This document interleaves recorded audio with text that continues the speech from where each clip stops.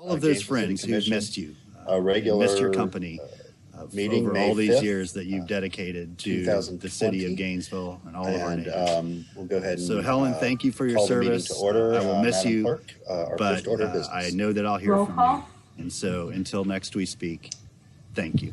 Okay, and well, I guess we can do an official roll call. Yeah.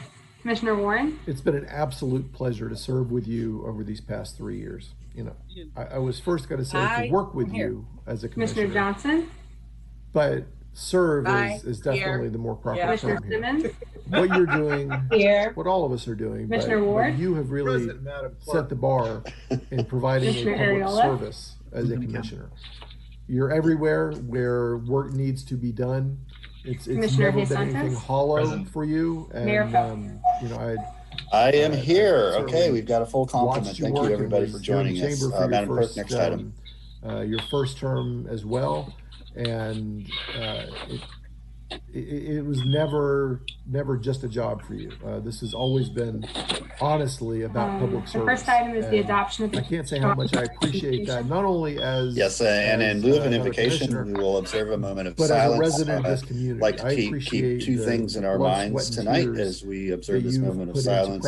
Certainly all the people being affected by this pandemic, whether directly or indirectly, watching you, and also our good friend and community giant, Jerry Fleming, who was laid to rest 2 days ago out of Prairie came on this commission. You were the only woman on the commission. To our community. And so if now here we are, please join me in a moment of silence with 3 women on the commission as you leave, and we'll continue to have that. And we're, for the first time in Gainesville history, of course, we have a majority-minority commission. And I know that it has been meaningful for you to be a part of that, and it has been for me as well. And you and I have served not just on the commission at large, but we also served on the Grace Oversight Board. Okay, Madam Clerk. And next we have the adoption of the consent agenda. Absolutely with serving. Okay, are there any questions, or is there a motion? I appreciate that and how meaningful it is to me. Commissioner Santos. Thank you, Mr. Mayor. I would like to pull 2 items for discussion.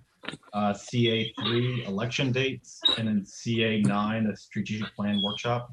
So I'd like to move that we adopt the consent agenda with those 2 modifications being added to the regular agenda. Okay, there's a second from Commissioner Ward, and let's put those at the end of business, but before the signee die portion. Is that okay? Normally it would go at the end of the agenda. Okay. So motion and a second on that. Any other questions? Don't see any hands. Okay, we'll go to a roll call vote. Warren? Aye. Ward? Aye. Ariola? Aye. De Santos? Aye. Johnson?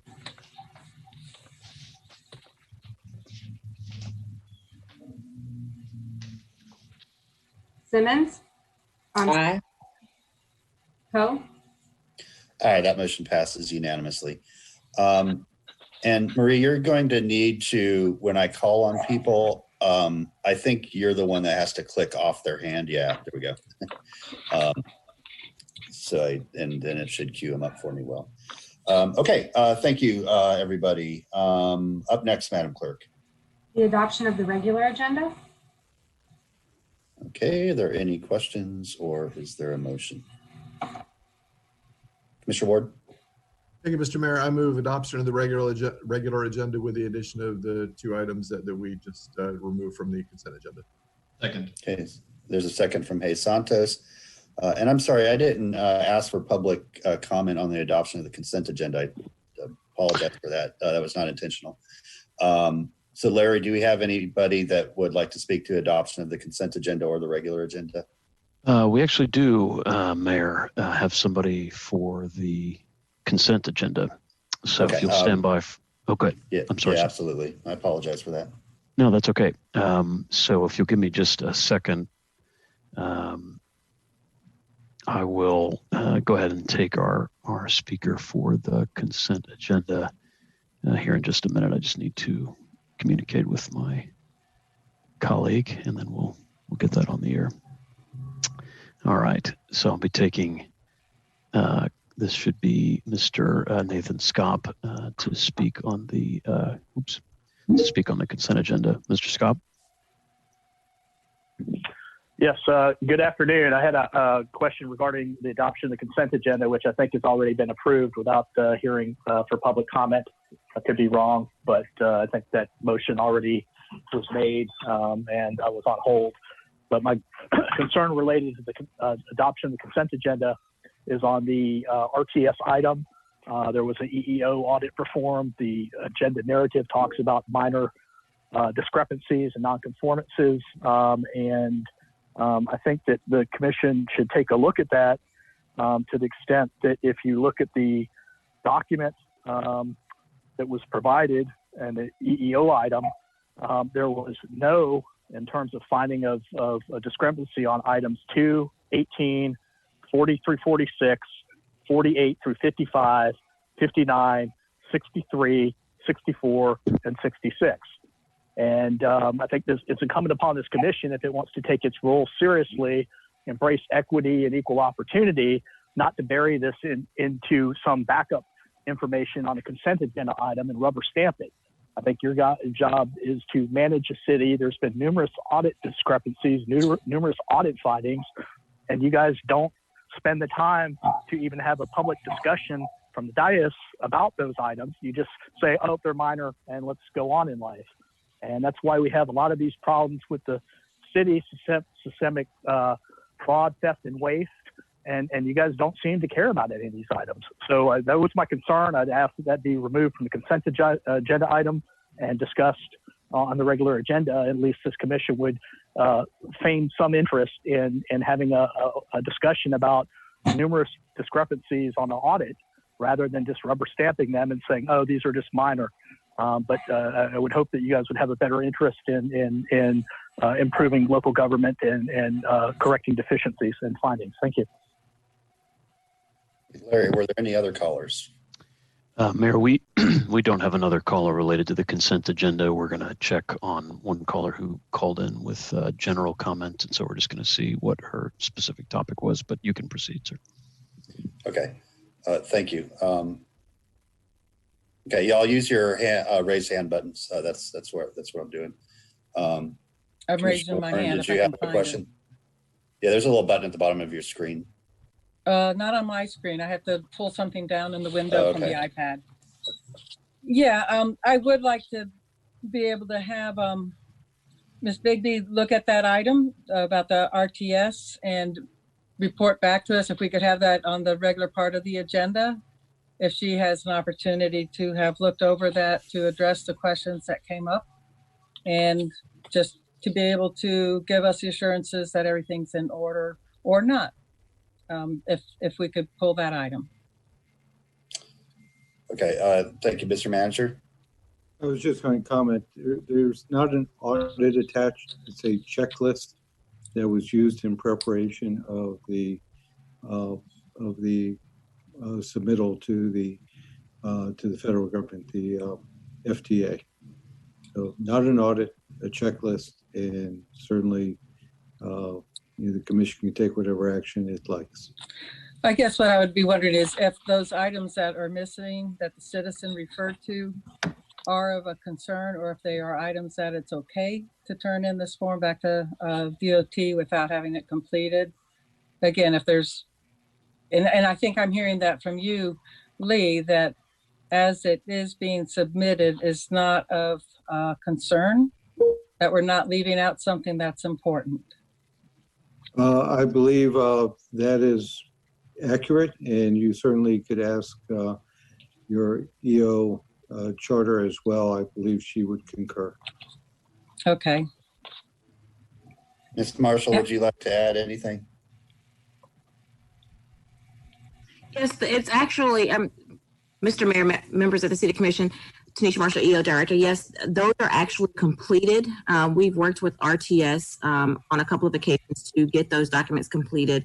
What happened, if you remember, there were agenda item on the consent agenda where we had some changes to one of the EO policies. That was actually a part of some of the documents that FTA requested that RTS go back and get. So this is a resubmittal of the things that were missing that RTS needed. Okay, so it was okay that it was just a partial list on this submission. Everything should be there, correct? Okay, thank you very much. I just think it's fair to make sure the community knows what was missing, the rest of the story that we didn't have otherwise for everybody to hear. Thank you very much, everybody. I'm satisfied that we're moving forward as is. Thank you. Larry, did we have anybody for adoption of the regular agenda? No, Mayor, we don't. Okay, so let's go to a roll call vote on adoption of the regular agenda. Warren, Aye. Ward, Aye. Ariola, Aye. De Santos, Aye. Johnson, Aye. Simmons, Aye. Poe. All right, that motion passes unanimously. Next item, please. Next, we have BD-1 191130, discussion of fire assessment as it relates to FY21 budget. Okay, thank you. Mr. Manager, recognize you, and I know that we have Chief Lane with us as well to answer any other questions. And we have, Mr. Mayor, members of the commission, we have Karen Fiore, who's got a presentation we can walk through just to give you a little bit of the history and the structure of this. But as the commission is aware, the fire assessment, which we levy at 50% of actual costs, is one of the major components of our funding of the general fund. So without further ado, I ask that we turn it over to Karen, and I believe we have a presentation we can share. Great, thank you. Welcome, Ms. Fiore.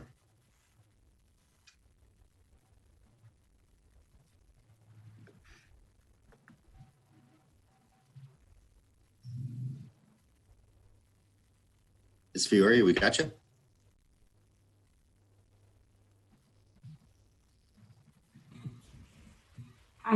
I see that her hand is raised. She's not currently muted. So Ms. Fiore, we cannot hear you or see you. Can you hear me? We can. Now we can, yeah. Okay. Yeah, I'm using my phone, so that was the issue. I apologize. Does everyone have a copy of the presentation? Because I don't see it on the screen. Usually we would do a share screen. Okay. So do you have that? Give me one. Yeah. Okay. I will. Just give me 1 second. Sorry. Yeah, we all have it, but the members of the public would need to do that so they could see it as well.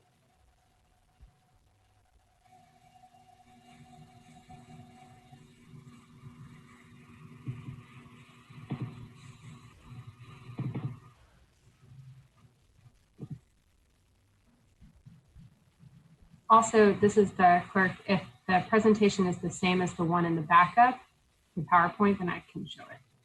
It is. So Maria, if you could Sure. put it up there, that would be great. Oh, I have it now. Okay. Okay, we see it. Okay. So it's a very short presentation. It's just giving a little bit of history of the fire assessment and what we currently have in our fiscal year 21 plan for fire assessment.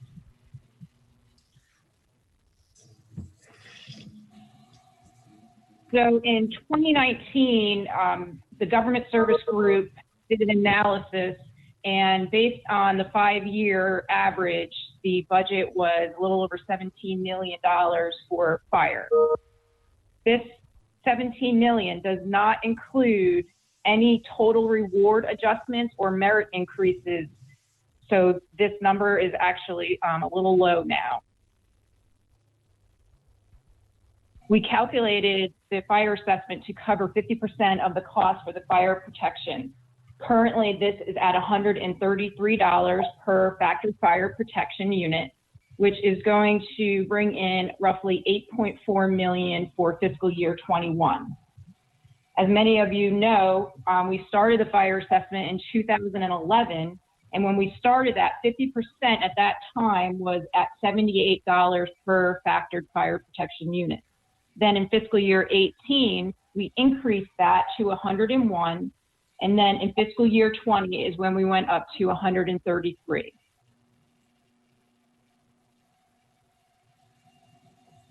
This slide shows you that if you increase the percentage, what that would do to your budget. So you can see going up to 55%, that will bring in roughly an additional $1 million. It will be $11 difference from our current $133. And so on average, a 2,000 square foot building, that would increase the cost for about $20. And I won't read all these, but you can see going all the way up to 80%, it would be 13 point. I just lost my screen, so give it a second. It will go all the way up to 13.7 million and a cost to $319 for 2,000 square foot. Okay, can we pause the presentation until we get that back up on the screen, please? Yeah.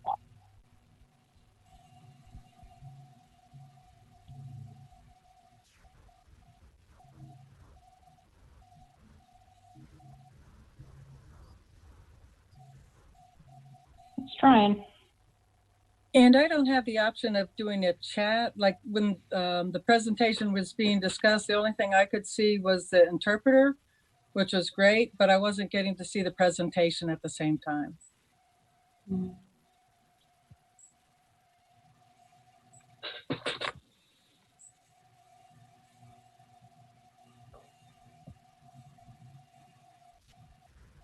Yeah, I'm totally losing the, I lost all my. Okay, yeah, Madam Clerk, can you pull that up for us?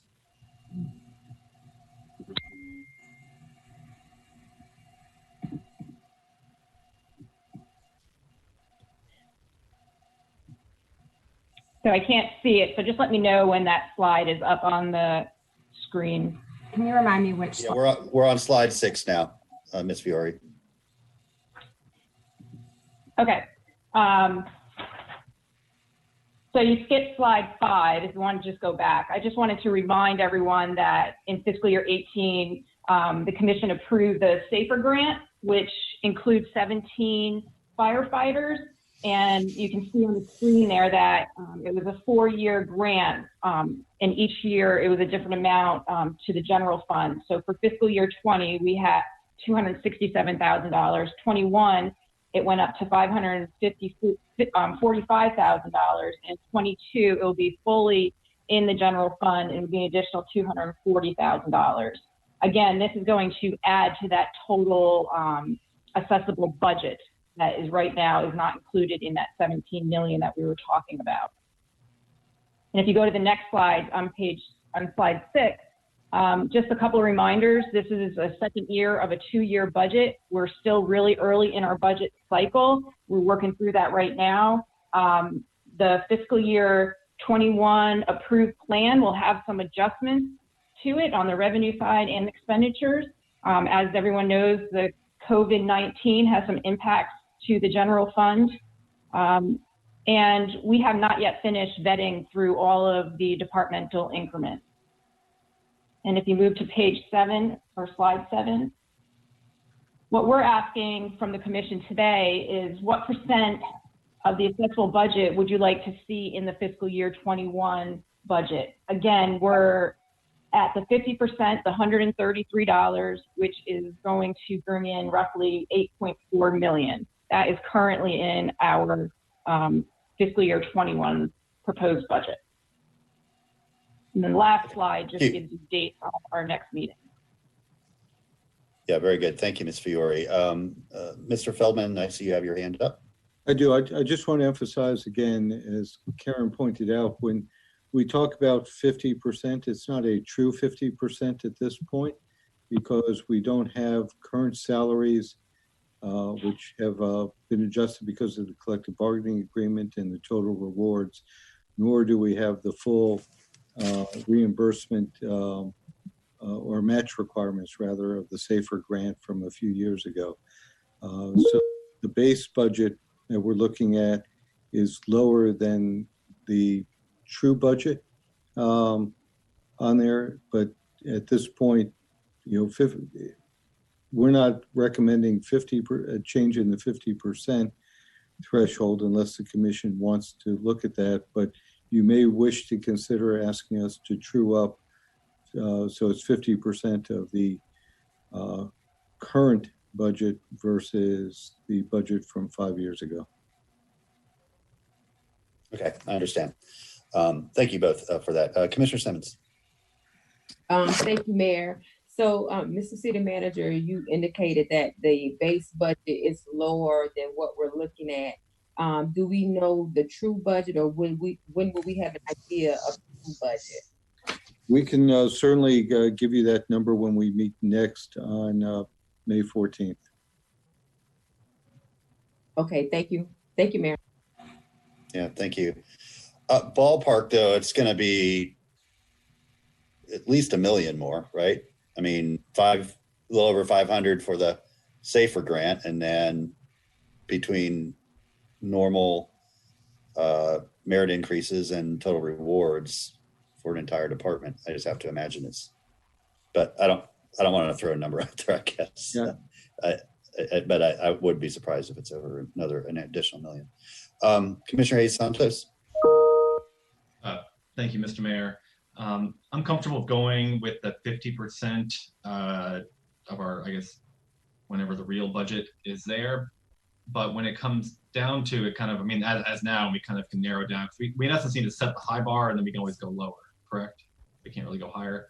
Correct. In June, we will ask you to set the tentative rate. Yeah.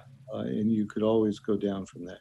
So I'm okay with going with the 50% of the kind of real budget, but I'm not sure if when it comes down to the end of it, to actually raise the actual fee.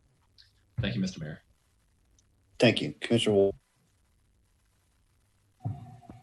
Yeah, I've got a lot of blank spaces here on my screen. I don't know if anybody else is also. But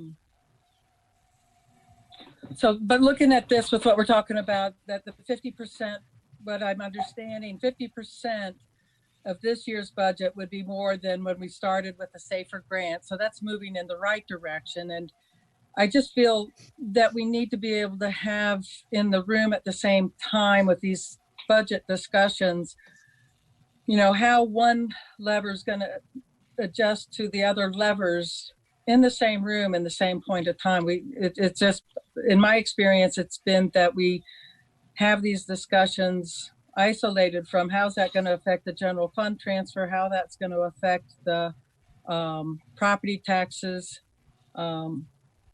and with so much that we're dealing with in the immediate situation with the COVID-19, I would feel more comfortable being able to see more of the big picture of how we're doing this year compared to last year, so that I would be able to have a better opinion of, do I think that our property taxes need to stay the same or go up, or do I think, my goal would be to try to keep our electric rates low. And so with that having to stay low, these other factors, it's hard to make a decision on anything else without knowing how that's going to impact the others. That's it. Thank you, Mayor. Thank you. And I'm going to do what I do too often, probably, in most years' opinion, but I'm going to put my teacher hat on. This is mainly for the benefit of Commissioner Lexaco, who is currently going through her first budget discussion and adoption, and just give a little history on the fire assessment. And so when we initially passed the fire assessment, the commission at that time chose to set the fire protection unit at a rate that would fund 50% of fire services. And then we left it at that raw number. Karen, I think, said it was 78, I believe it was, per fire protection unit. And so because we left it at that number, it funded a smaller and smaller percentage of fire services every year as costs went up. and the fire protection unit stayed the same. So we ended up, and again, Ms. Fiore probably has a better memory than I do about, but it went down below a third of the department. And so that was our very difficult discussion we had 2 years ago. And the policy that the commission landed on was we felt like funding 50% of the fire department's fire protection budget out of the fire assessment was a reasonable fiscal policy. And so that's why we had that jump. I believe the logic still stands for that. I believe that the fire assessment, it's a dedicated funding source. It's restricted, that we can only spend it on one thing and one thing only, that's fire protection. And it's also scaled to the risk factor of the property owner paying, and so if you own a single family home is the lowest risk factor. And so it has the lowest rate. Whereas, say a mini storage place, which I was surprised to find it when I first was learning about this, but they're very high risk factors because people store things in mini storage places that are flammable and that could blow up and things like that. So it's spreading the cost out proportionately to the resources and necessary to respond to those calls and the risk factors involved with those pieces of property. So I'm still there. That was a long way to say, again, now this is more for Misaka's benefit because the fire hose is firmly attached right now. And I know that you're trying to drink from it, Commissioner-elect. And I think having that perspective, it's not an arbitrary number. It really was very carefully considered and discussed and trued up 2 years ago to get back to that 50% rate. And so I'm still there. I agree with Commissioner Hayes Santos that I reserve the right when we go to adopt the dollar amount per fire protection unit, and we might want to, bring that down to keep the dollar amount the same, to keep it at 133. But at least I want to know what that 50% number is. And then we're going to, I agree with Commissioner Warren in saying that, we're going to have to ask the manager to say, if we leave it at 133, how do we make up that difference?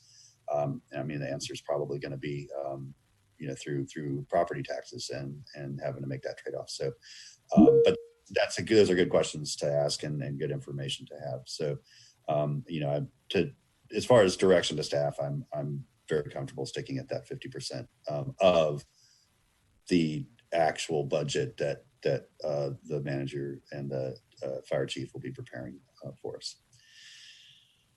I don't see any other hands. Anybody want to get a motion on the floor so we can take public comment?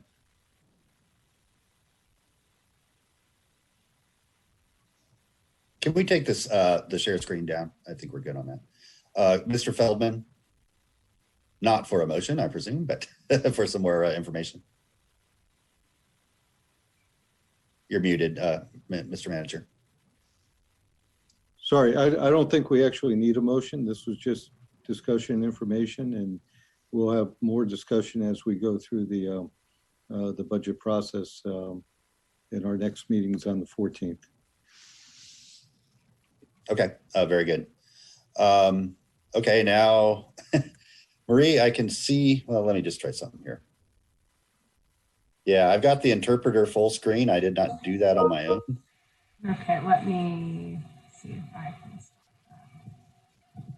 And then Larry will open it up for public comment.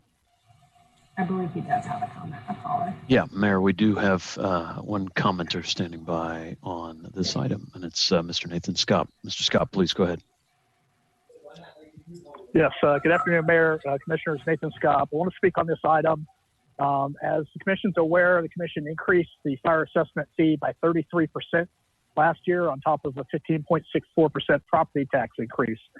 If you look at the chart that's presented in the backup, increasing the fire assessment fee up to 55% would represent a 10% increase on top of the 33% increase we had last year. So it's interesting to watch the Commission discuss this and attempt to rewrite history in an attempt to fit its own convenient political narrative.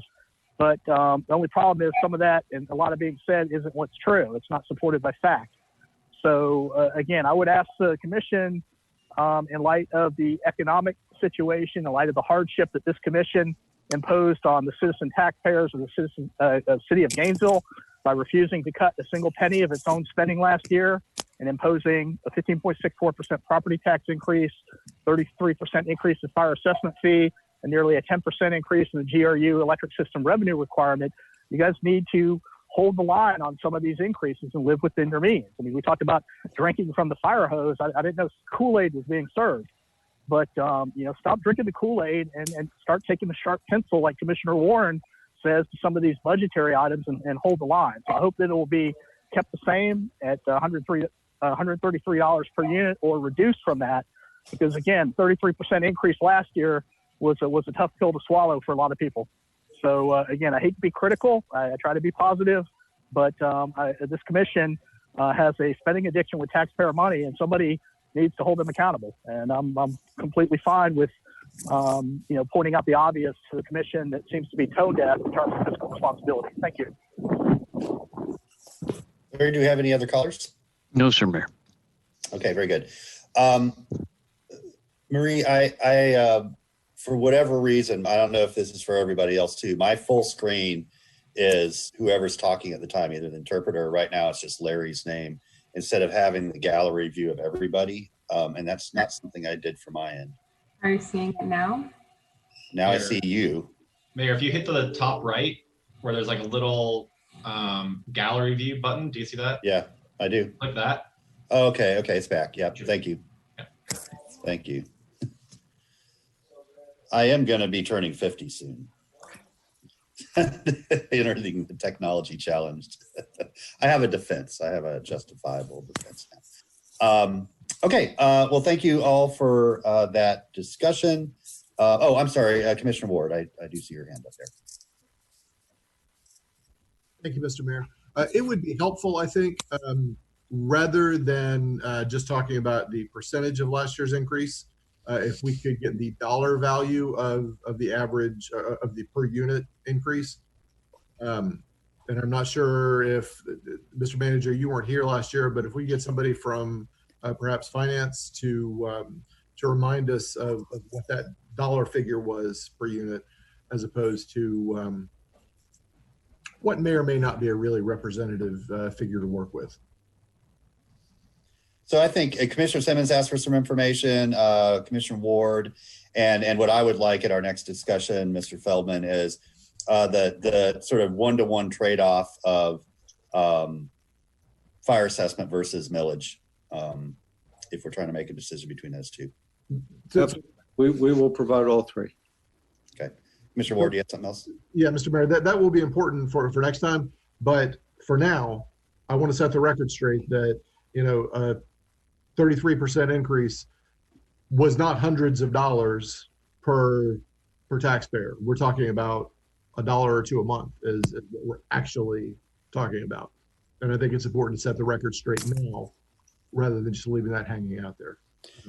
Yeah, thank you. And I think Ms. Fiore mentioned that in her presentation, but Ms. Fiore, can you circle back around and just remind us that just the straight dollar change? It was sure. It was an increase of $32. Okay, thank you. You're welcome. Okay, thank you all. We will look forward to the next discussion that we have. And of course, just to, I'll put out the offer on, for Commissioner-elect Sacco that the staff is ready, willing, and able to answer any questions you have about this or any of the other budgetary items that we'll be discussing, because it is a lot to take in. Okay, Madam Clerk, next item, please. The next item is BD2, Commission Advocacy, COVID-19.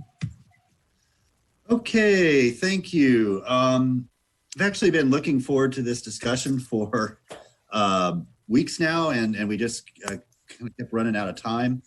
And so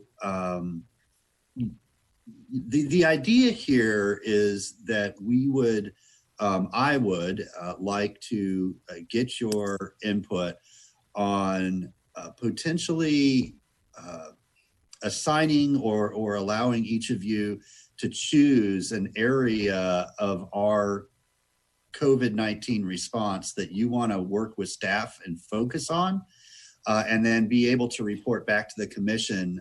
Additionally, I can envision a situation where you get paired with a county commissioner that's working in a similar area.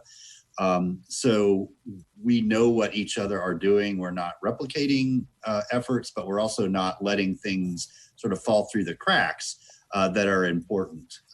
And I think there's a kind of broad diversity of opportunity here, of how we kind of divide those things up. Some early conversations that I've had with the manager include, how we're assisting and responding with vulnerable communities, how we're addressing the food supply chain and access to food, how we are working with the University of Florida on a wide variety of areas, from testing to reopening to all those housing issues, things like that. I think housing was one of those that we brought up.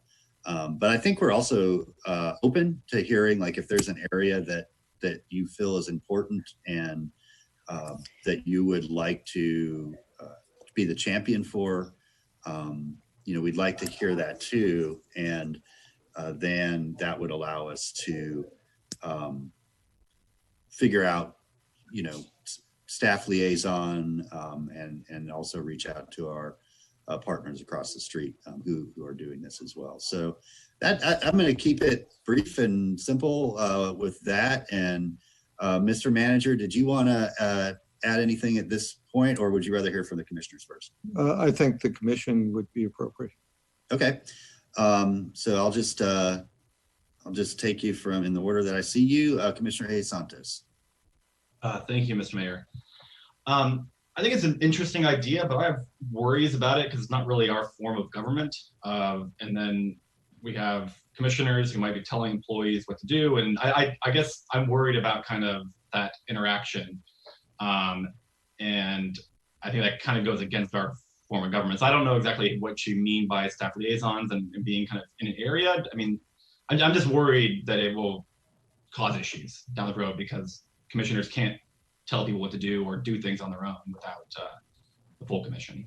And by us giving that direction, we are just empowering commissioners to be able to give direction, and I'm worried about that. Yeah, and as do I.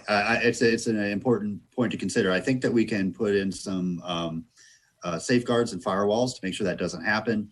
I think a lot of this will be research and community outreach. I mean, I think that's what I would see most of us spending our time on directly. So, for example, I get a lot of calls from the faith-based community on what's going on. When can we start holding services again? How are we going to do it safely? What's the guidance?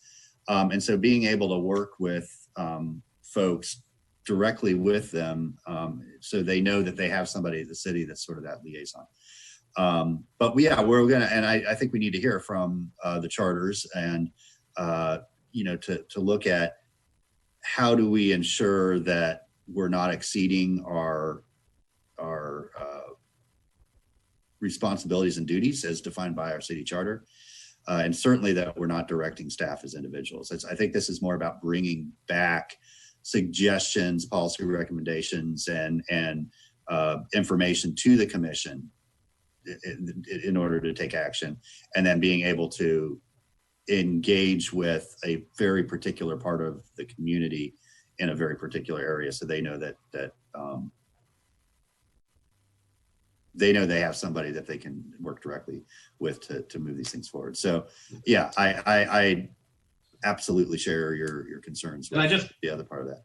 To the example you gave, I mean, your essence, I don't want, as commissioners should not speak for the city. And that's kind of, you're like, they're having a question like, when can they reopen? And that's, if we're in charge of when they can reopen, I don't know. That's just, I've said my piece. But yeah, thank you, Mr. Mayor. Okay, thanks. Commissioner Ward?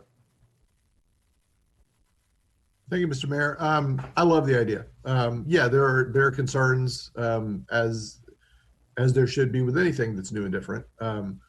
It's incumbent on each of us to follow the rules. I mean, that's and it's incumbent on staff to report up the chain if we're not following the rules. I'm very comfortable with that as well.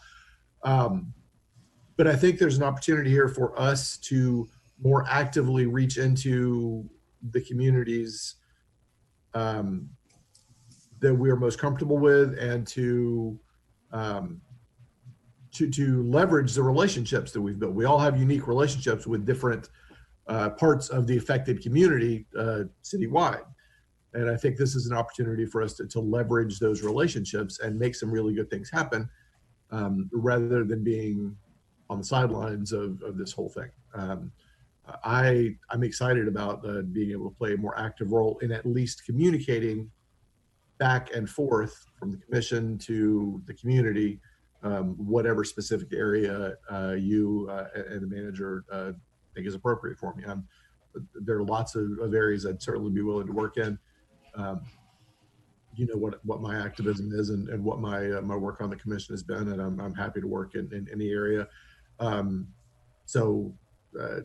Mr. Manager, I'm happy to talk with you later. I assume we're not going to make these decisions right now. Mr. Mayor, is that what's your thought on how we go forward? Well, let's make sure we hear from everybody and see if there is an appetite to move forward. And if there is, I think that it would be helpful for the charters to hear about what area you're interested in working in. I think we should hear from them what areas they feel are most relevant and pressing right now. I mean, so like certainly how we make sure that we're addressing the needs of our more vulnerable communities. Like that's, to me, obviously an area that we can get a lot of value out of having a commissioner on. So if we can agree to some of those, that can then allow staff to go back and start working with a more specific structure and set of protocols and things like that. If there isn't a majority, hey, and look, if you've got enough on your plate and you don't feel like you can take this on, then that's cool too. Like this is more to give each of the commissioners an opportunity to be a little bit more involved and focused in an area that they feel like they can bring value to. So, I mean, it's, hey, we all are dealing with a lot right now, and taking another thing on might sound like the last thing you want to do, and that's perfectly okay too. So, but let's just see. Yeah, let's see what other folks have to say. Did you conclude, Commissioner Ward, for now? Yeah. Okay, Commissioner Simmons. Thank you, Mayor. What's important to me at this time is to get the correct information to the most vulnerable, those in our community, and to address those issues first. If we do not have accurate information going into our communities and correct misinformation going into our communities, then we're just going to be going in circles. So what I was hoping to do is to host a town hall meeting and to address some of the COVID-19 issues that relates to the minority community, answer any questions that are being asked from the folks in those communities, and have accurate representation at this town hall meeting that can give out the correct and factual information. I think that if we do not have an education component to whatever we're trying to achieve, it's not going to be a success. Our residents need to be educated, and I'm going to keep saying that. We need to get out into the communities and educate the public, educate the community with accurate and correct factual information.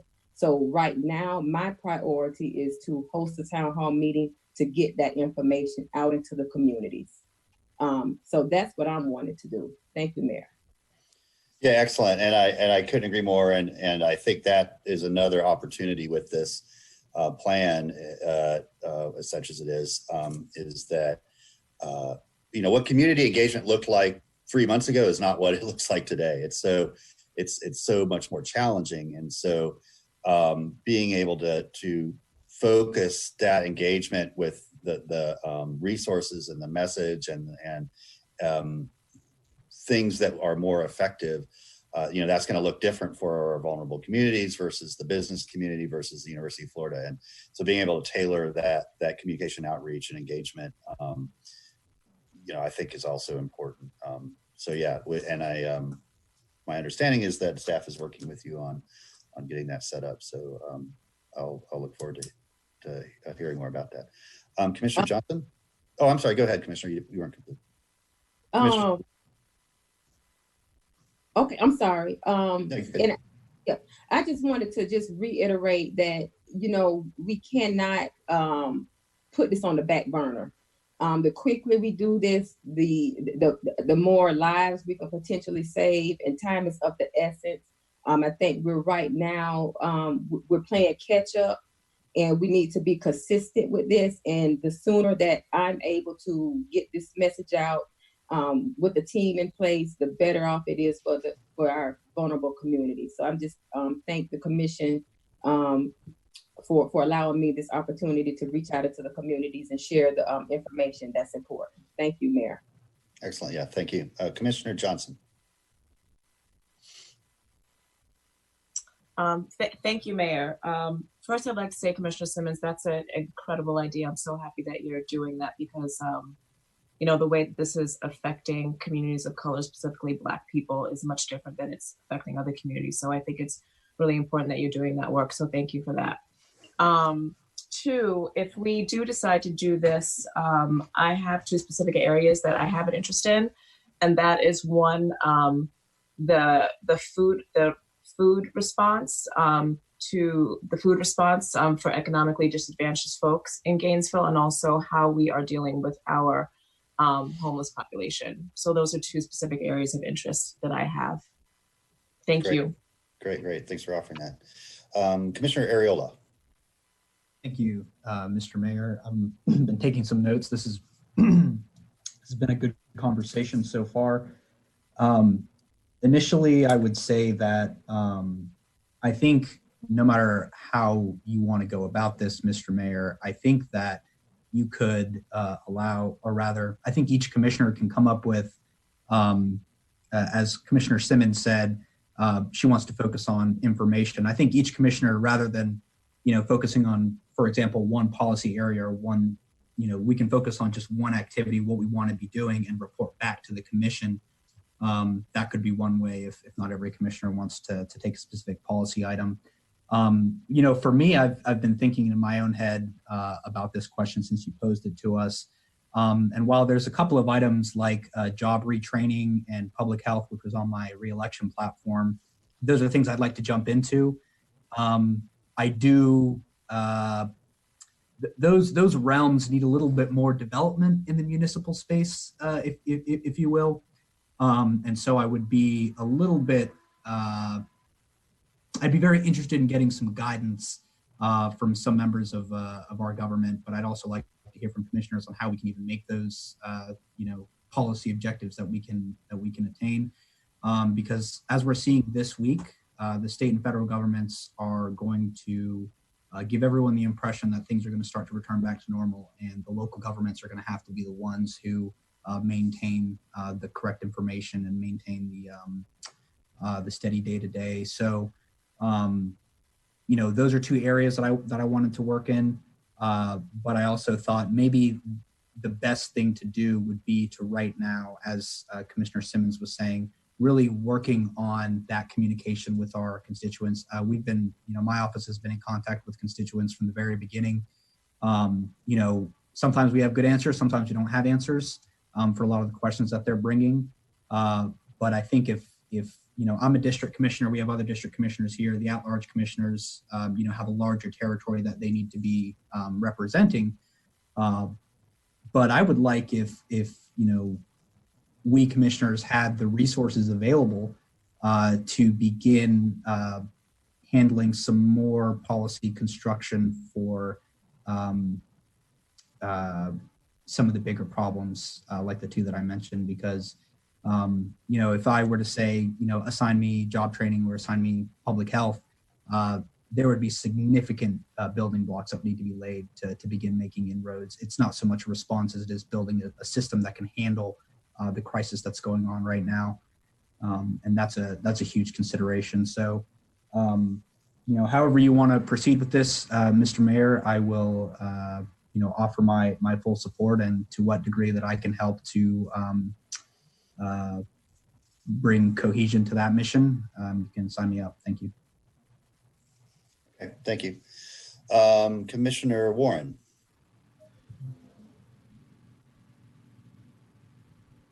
You're on mute.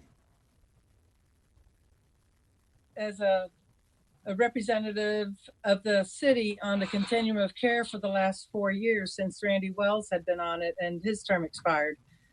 And I feel that in the situation with housing, and that there are so many large agencies here in this community, my involvement with the continuum of care was very meetings every week kind of stuff. There was a lot of activity with that. But to come back, I did not feel very effective with getting the commission to be on board with the amount of activities that were going on with the city, with the COC. And I saw on the other side, Claudia Tuck, with what she was doing for the county, was incredible with the effect that she could have with the county commissioners, whatever way it was that she was reporting back to them.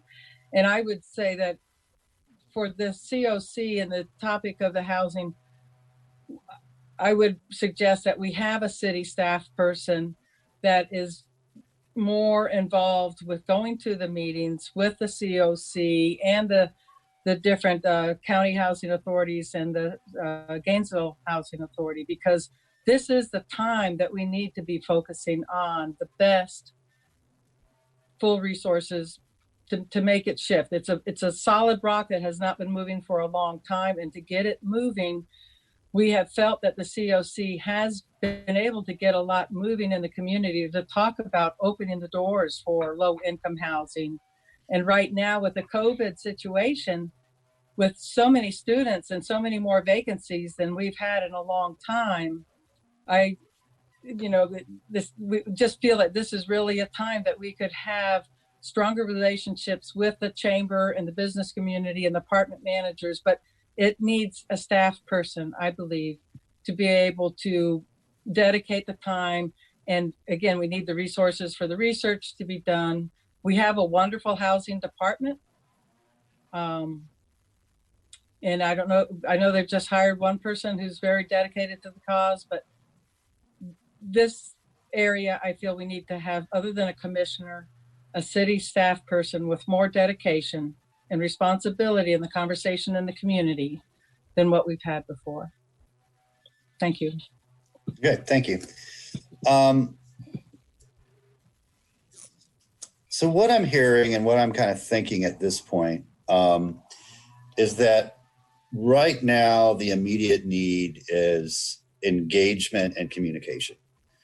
So if we can work with all the charters really, and the clerk to find areas that you feel you can add value to that engagement communication process.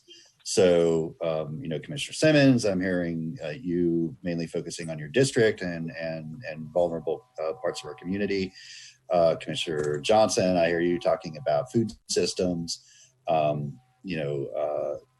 Ward, not to read too much into what you said, but you've always been very involved with the homeless population and Grace. And that clearly needs to be a very fluid line of communication there and engagement. The manager reminded me that we have our policy office to focus on those things. So I think in doing this, if we realize that there is an inability to address some of the problems and challenges, then you can make a referral to Mr. Rentz in the policy office. That way we'll all get a copy of the request. We'll know what you're working on. You can bring it up at a meeting too. I mean, I think if we decide to do this, we'll have an item on each meeting for the commissioners to give an update of with what they've been doing, and if they choose to, if there's new information that's important. But really focus on that community engagement and outreach piece. And then as we start moving back to something that was a little bit more like the way we were in, say, February, then we can take a look at that and figure out if that's what works still, or we need to do something different. But I think it would really be helpful and meaningful to so many of our neighbors if we were all to do this. And if they had that person that they really could work with and interact with, to make sure that we're addressing the things that are priorities to them, not what we think are the priorities. And that's always been a challenge, right? So I think there's a lot of opportunity here. And if people in principle agree that that's something that would be helpful and of value, I think we can ask our staff to go work with each one of you to identify what those are, and then just bring them up at our next meeting, so we all can kind of agree together that those are the things. And of course, we're going to need to hear from Commissioner Alexaco as well to see what areas she is interested in. Okay, back around the horn, Commissioner Simmons. Thank you, Mayor. I just wanted to take this opportunity to thank our staff, our city manager and assistant city manager, for doing such a wonderful job during the COVID-19 pandemic. Staff has gone above and beyond the call of duty, and they've done such a wonderful job. And these are uncertain times for all of us. And to see staff step up to the plate and just embrace the additional duties, I just really publicly want to take my hats off to our city staff and just tell them job well done, and give them a pat on the back, because everything that I've asked for as marketing and outreach and getting the information out into our communities, they've done that. They have been boots on the ground. They have went the extra step, and I'm just so proud right now of our staff. So I just really wanted to let staff know, if they're watching or listening, that you guys have done a great job, and job well done. Thank you, Mayor. Thank you. And your comments couldn't be more well-timed. This is Public Service Appreciation Week. And so you are right on cue there, Commissioner. Commissioner Ariola. Thank you, Mr. Mayor. I just want to clarify some of the things I heard you say. So you mentioned that for items that would require more policy research, we can begin sort of bringing that to the commission. I've already got some things that I'd asked our last research director, and I've been in conversation with our new research director about items that I wanted to bring up to the commission. Almost all of it's been affected by the crisis, so those conversations I would still like to have. But I'd just like to verify, you want us to reach out to the charter officers to brainstorm this and then come back to the commission, or what were the? I think, for those interested in moving ahead with this, which is sounding like everybody, maybe not quite everybody, have a conversation with the charters, and I don't want you to leave General Manager Bolarski out of this, because clearly discussion about utilities and what opportunities are there, especially with our customer service folks, is important too. But just what is the area, and I think through a conversation between you and them, you'll be able to figure out what's reasonable. So I'm going to digress slightly here, but when I was learning how to be a teacher, you learn how to that you have to approach gifted students a little bit differently. And one of the hurdles for teaching gifted students is a lot of times they are so capable that they can envision themselves doing everything, and then they take on too much, and they either get stressed or they do a sort of half good job with a lot of things instead of focusing on a few things and doing a great job. And I think that's one of our challenges here. Don't take on too much where you're just overwhelmed and can't really do add the value that we're hoping to add here. That's where I think this conversation could be helpful. Okay, what are our needs? What do we know are priorities? What fits in well with you? And then once you get to a comfortable place, then I think we just bring that up at our next meeting and share it and kind of give our group approval for that. And, we're going to just have to see how this works. Commissioner Hayes Santos is absolutely right. This is different, but I think it's necessary under the conditions that we have, and also helpful to each one of you. So you're a little bit more involved than probably you have been and probably want to be. That's part of my goal here is to be able to get you out there working on some stuff that we really need help with. So anyway, I don't know if that answers your question or not, but it does. I suppose just for my colleagues, I'd just like to communicate with them. For what I'll be looking for from my charter officers is a lot of input to not just how we can sort of handle the crisis right now, day to day, but also how we can begin again to plan and develop new systems to sort of deal with the recession that we've been left in, and how we're going to need to pick our community back up on its feet. So I encourage all my colleagues to join in on that. Thank you. Okay, very good. Commissioner Ward.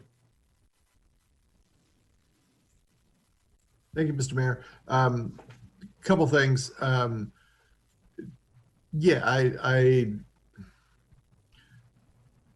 I wouldn't want everybody to feel like they have to pick up and do this. A lot of folks are doing more than they need to already, and everybody has different levels of how much plate they have free. I will reach out to the charters and let them know what a couple 3 interest areas are of mine, and y'all kind of put me where you need me.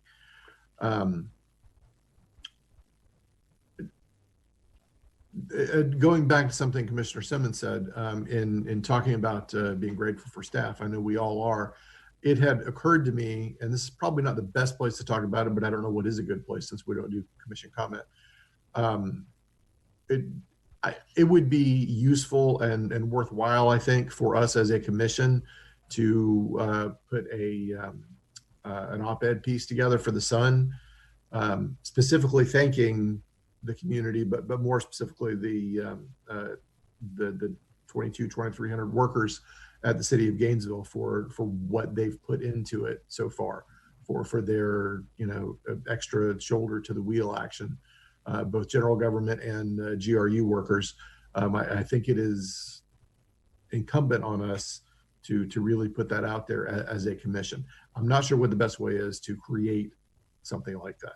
I would be happy to draft something. I don't know, how we best work on that, or if it's something that everybody even thinks is a good idea. If we don't do it as a commission, I'm going to do it myself. I know we all share that appreciation for what our workers are doing, but I think it's really important that we actually put pen to paper and put it out there. And I'm sure the Sun would be more than happy to print something like that.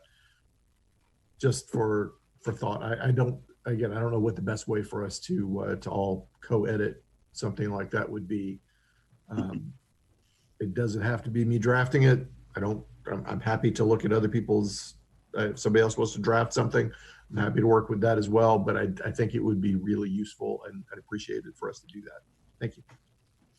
Thank you. And I'd be happy to do that too. I don't think that we can co-author. I think just with sunshine and stuff, it's not going to be possible. And I don't want to take it away from you if you want to do it. I'm happy to do that. I think it's a great idea. Or we could ask the charters to do something. I think that's also appropriate, on behalf of the people that they're managing. I'd be happy to have you just author it on our behalf. Okay, I'm happy to do that. Yeah, I'll let Nathan know that I'm going to be submitting something for next Sunday. Okay. I won't embarrass you. I'll try not to embarrass you. Mainly the 2,200 of you that are doing such fabulous work. Okay, so we'll work on that and place that up for discussion on our next agenda. The other part of this that we need to have a discussion about clearly is what does everyone how does everyone feel about where we are with the governor's order, the county order? I'm sure that a lot of you have been having conversations with the city manager. We have a real enforcement problem in that the order is near impossible to enforce. And, more things are going to be opening up. I think that Chair Hutchinson mentioned last night they were looking into pools and allowing like apartment complex pools and places like the 300 Club to open back up. I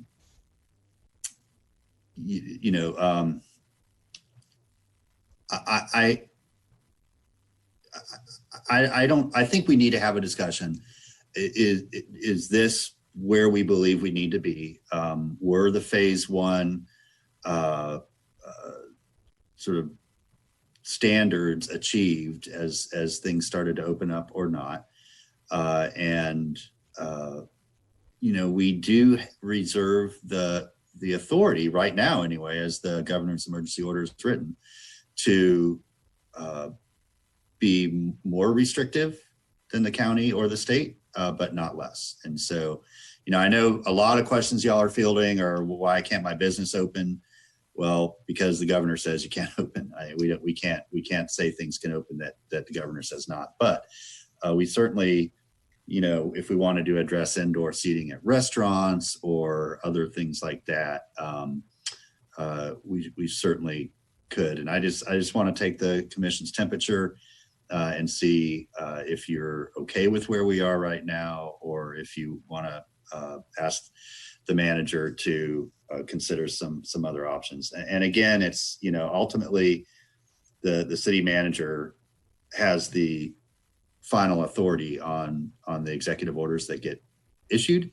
But I know that it would be helpful for him and members of the public to weigh in on this. Okay, so let's hear from some commissioners, and I know Mr. Feldman, you're probably waiting to speak as well, so I'll get to you.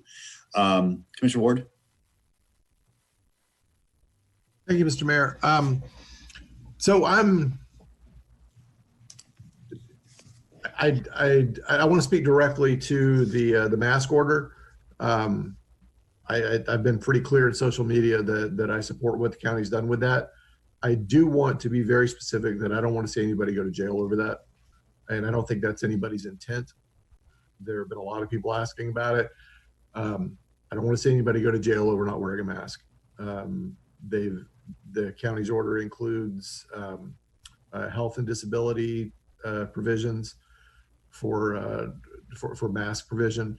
But I do think we should continue to remind places of business and individuals wherever possible that it is important and that it saves lives. Beyond that, I'm interested to know, and I don't guess we can know right now, but I would be interested to, for future meetings when we have this topic come up, I'd love to have Dr. Chaco available, specifically so we can ask questions.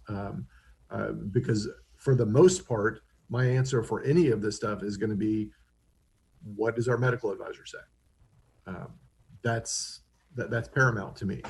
I'm not a public health professional. She is.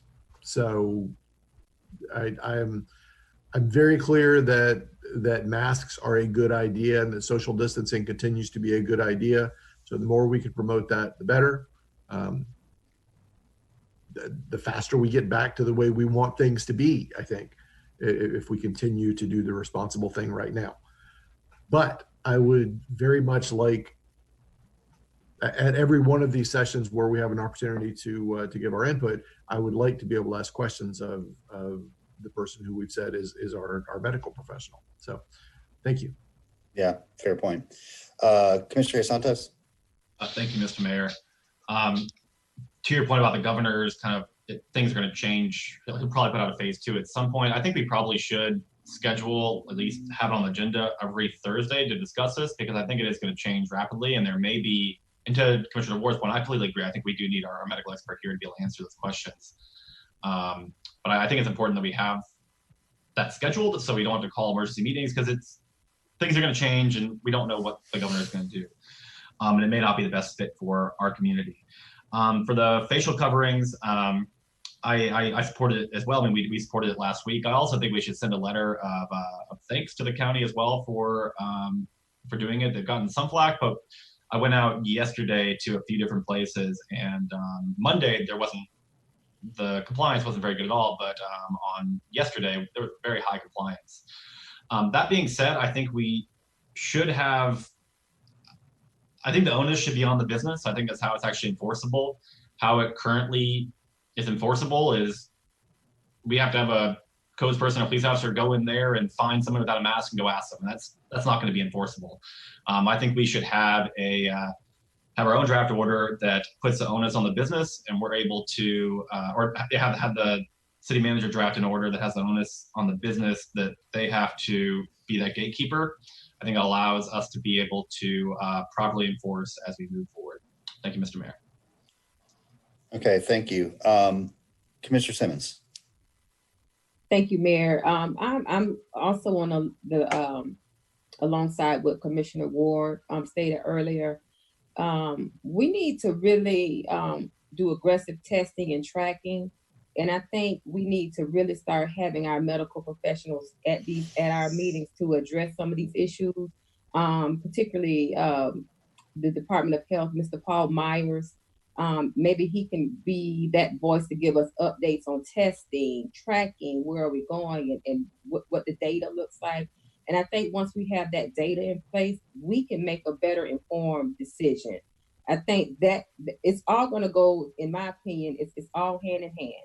If we're opening up the city and the county, we need to make sure that we're doing testing, and we need to be aggressive in our testing. We need to make sure that we're tracking folks. So I think in order for us to move forward and open up in phases, I think our tracking and our testing need to be at a pace as our openings. So, I think as we have these future conversations, we need to have medical professionals' point of view. We really do. Thank you, Mayor. Sure. Thank you. Manager Feldman. So I just wanted to touch briefly on the enforcement piece. And I heard the comments of Commissioner Hayes Santos, Commissioner Ward. Enforcement has been a little bit difficult for us, and so I just wanted to take you through the chronology. Over the weekend, I believe it was on Friday night, the county promulgated the facial covering provision of their order, and originally it did not include retail space on there. And so we had sent out our code compliance officers on the weekend and Monday to have conversations, education with the entities that were covered: grocery stores, pharmacies. There were a couple others that just escaped me for a minute. And then on Monday, the county added retail at about 7 o'clock at night. And then we found out about that about 9 o'clock in the morning on Tuesday. And so we started going out to the large box retailers, home improvement stores and such to make sure that they knew that there was a requirement that both businesses and customers have facial coverings in their establishment. What we found was that businesses were very readily committed to making sure that their employees were covered, but they did not want to confront their customers on coming into the stores. Our position on Tuesday and through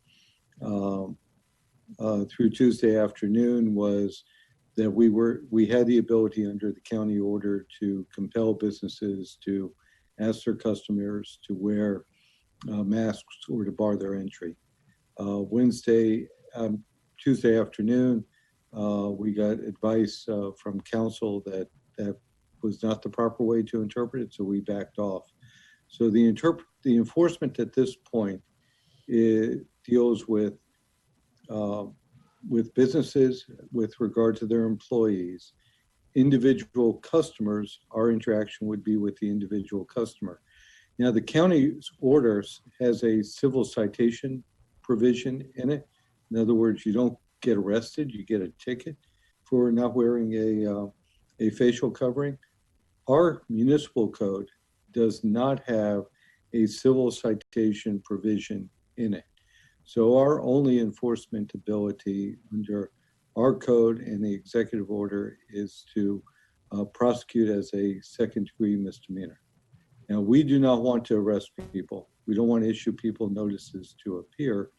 Our preference would be to have the stores police themselves and police their customers in terms of entry, recognizing that they have an obligation to allow people who are exempt, those with health conditions or under the age of 6, to come into the store. And it would not be beneficial for them to ask probing questions, but to just merely ascertain that a person is coming in under the exemption criteria. My only concern as your manager that has the obligation to enforce whatever order is that we have fair and consistent enforcement throughout the retail establishments in the city, and that we shouldn't be doing one establishment different than the other. I am also an advocate that we have consistent messaging throughout the county, but the county's approach on the enforcement is a little bit different because they only have a limited number of code enforcement officers, and their approach is to just call businesses up to ask them to comply. So I guess I'm looking for direction from the commission today as to what level of enforcement you expect. Who do you expect to be the primary keeper of the gate out there, and then we will act accordingly. Okay, thank you, Mr. Manager. Commissioner Ariola. Thank you, Mr. Mayor. So far, from what I've been able to tell, the employees at both Alachua County and Gainesville have been working tirelessly to get all of this understood. The big source of confusion, I think, has been early on a lack of leadership from the state government. And actually today they've decided they will not be calling a special session to deal with the crisis. So, that's a huge leadership role that we're missing. From the very beginning in my conversations with Alachua County commissioners, I've told them that the governor will always have the authority to supersede our orders. And when it comes to businesses, I think the governor is making it very clear that he will be the one that decides which businesses are allowed to open and which businesses are to remain closed. So once that period ends and the governor is no longer allowing this type of free reigning decisions, our space for having these kinds of conversations is going to contract, because the more that we converse, if we have two separate orders, if we have an Alachua County order and a City of Gainesville order, and two separate boards having two separate discussions about two separate orders, while the state governor is giving orders and while the president is tweeting, we're going to leave people in a state of utter confusion, and frankly, people may begin to listen less. So as far as where I'm at, our orders have to match. And I understand there's an issue with enforceability. To my knowledge, that issue has been a problem since the very first day. So that's nothing new. What's new is the county's language in their order, putting direct onus on individuals and enforcement. We can do the best of our ability, but I don't think that there's any changing the enforcement problem. So my only request, Mr. Manager, would be that going forward, you and the mayor, I know you all are in constant communication, but if we get to a place where the county wants to go in a direction that we cannot follow, simply because we simply cannot enforce what they're writing, they need to turn back, because if they go in their own direction without us, both governments are going to lose a lot of people's very valuable ears and very valuable eyes in terms of what they're taking in and what they're watching and who they're listening to. So, you know, if there's county commissioners watching, please encourage your staff to do the same. Those orders need to be matching. If they're not matching, we're not doing our jobs right. Thank you. Thank you. Commissioner Warren. Point that he's just made, that I think that without doubt, I believe that we have been so low in the numbers of the incidences of even just those who have shown up with the virus and the deaths that we've had is because we did act quickly and succinctly with the county. But I've heard from members of some of the other communities that they weren't included in some of those discussions early. And I think we could possibly, if a county commissioner is listening, I don't know why meetings aren't held with the city elected officials of the county all together so that you can get, I believe that if there were larger participation of the other communities under the county's umbrella, there would be more buy-in and understanding to the policies that we're trying to put out there for the safety of everybody. And I agree that, you know, trying to enforce this is going to be difficult. But as we are going through this transition, as we're trying to figure out how we can get back into the community, we're still finding out how this virus affects people in so many different ways that everybody doesn't get it the same. And that's where I believe that we have to keep the conversation going. And as others have said, having the people with a medical background, those professionals to be in the room when we're having these conversations, I think is really important in helping to get the support from the community level.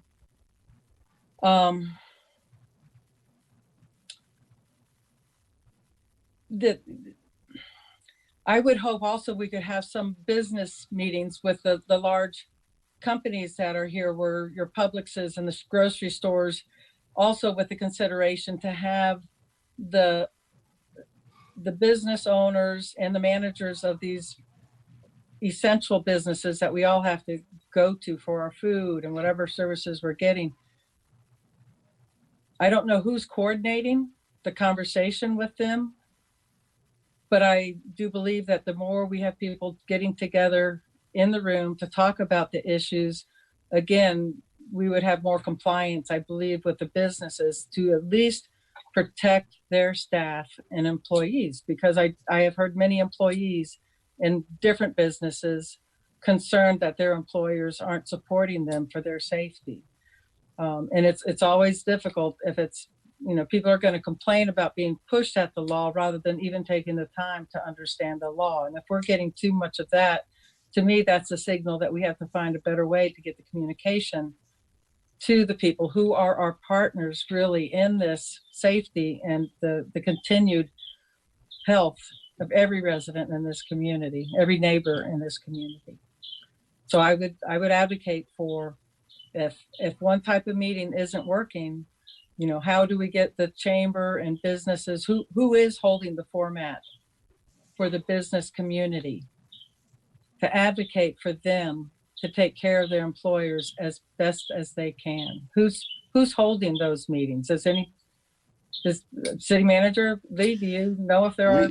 Yeah, I mean, both the manager and I have been in communication with local and national leadership from some of our largest retailers, and so I have a direct communication with the government relations representative from, you know, well, I'm not going to mention their names necessarily. Yeah, but I mean, I'm talking about the local level too, because absolutely, it's constant. It's several times a day. It's not a lack of communication. They understand what the order is. They do not wish to comply with it. The ones that are not complying, some are being excellent stewards of public health. Others don't believe that it's their job to do it. It's not that they don't know. And it's not that they don't know the arguments for why it's important. It's that they choose not to. Okay, so I haven't seen that. I don't know if what the format is, if it's, other than just one-on-one phone calls, but otherwise, we used to have meetings with a lot of people showing up. Are you able to get a lot of people in on a Zoom meeting to discuss with local businesses this, or is it just one-on-one phone calls? So if I can just chime in, I don't think we're having issues with the local businesses. It is the national retailers that have a corporate policy, and this has been communicated to me at least on 2 occasions yesterday by big national retailers who I won't name in this format, but they have no problem making their employees wear masks. They do not want to upset their customers. And so they believe that customer relations is the threshold argument for whether they want to comply or not. And that's okay. Well, I've been in many places where the employees aren't being provided masks or being in that direction too. Yeah, I don't think we've had any issue with the national retailers in terms of supplying protective equipment for their employees. They do not want to confront their customers walking through the door and have the customers not choose to shop in their establishments any longer. Okay, and again, I'm talking about local businesses that I've been in. I don't see the employees wearing the masks, and I'm wondering how that conversation is being, how the local businesses are being included in the conversation. Yeah, just through the outreach through entities like the chamber and so forth. And if we find that there are businesses that aren't doing that, we will send code compliance to educate what the order is and make sure that they're aware of it. But we need to know what those businesses are. There's roughly, I want to say there's over 5,000 business tax receipts in the city alone. And I think the mayor referred to this number on a call yesterday. I heard that there's 80% of the retail in the counties here. So it's hard to get everybody in the room, but if we find violations, we will go out and educate. And we encourage people to call 311 to report. Last statement again. People work really well together when they're in a room conference discussing things together instead of just one-on-one. And if we haven't been able to do that with some of the local businesses, the amount of pushback that I'm seeing, I feel that there's another way to deal with this and what I'm seeing being done by just setting code enforcement. To me, that's putting more wood on the fire, because that's what some people thrive on. The more the code enforcer shows up, and again, it's, if we want to get people to understand, there are other ways to have the conversation to get them to buy in. I'm done. Okay, thank you, Commissioner. Commissioner Simmons. Thank you, Mayor. One of the concerns that I wanted to address and bring up is that of the individual. The Alachua County's poverty rate is higher than the state. So my question, and I don't know if any of you know this, is will the county, or are we providing PPE equipment for the less fortunate, for those that cannot afford a mask, or are we directing them to a location where they can get a mask? And if not,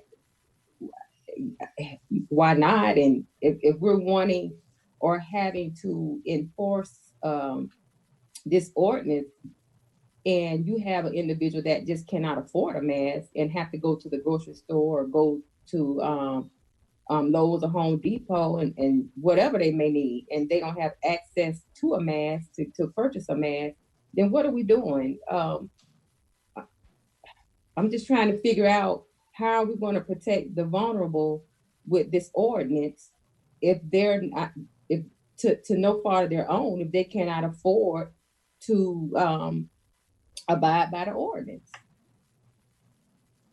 Just a couple points. There's not a mask requirement. It's a facial covering requirement. Okay. Facial covering come in a number of different forms, and there's enough ways of taking old pieces of clothing and even bandanas. I've seen a lot of people wearing bandanas around their face as a covering, and that would meet the requirement. With regard, I just want to point this out, with regard to RTS riders, we are furnishing masks for our neighbors to ride RTS.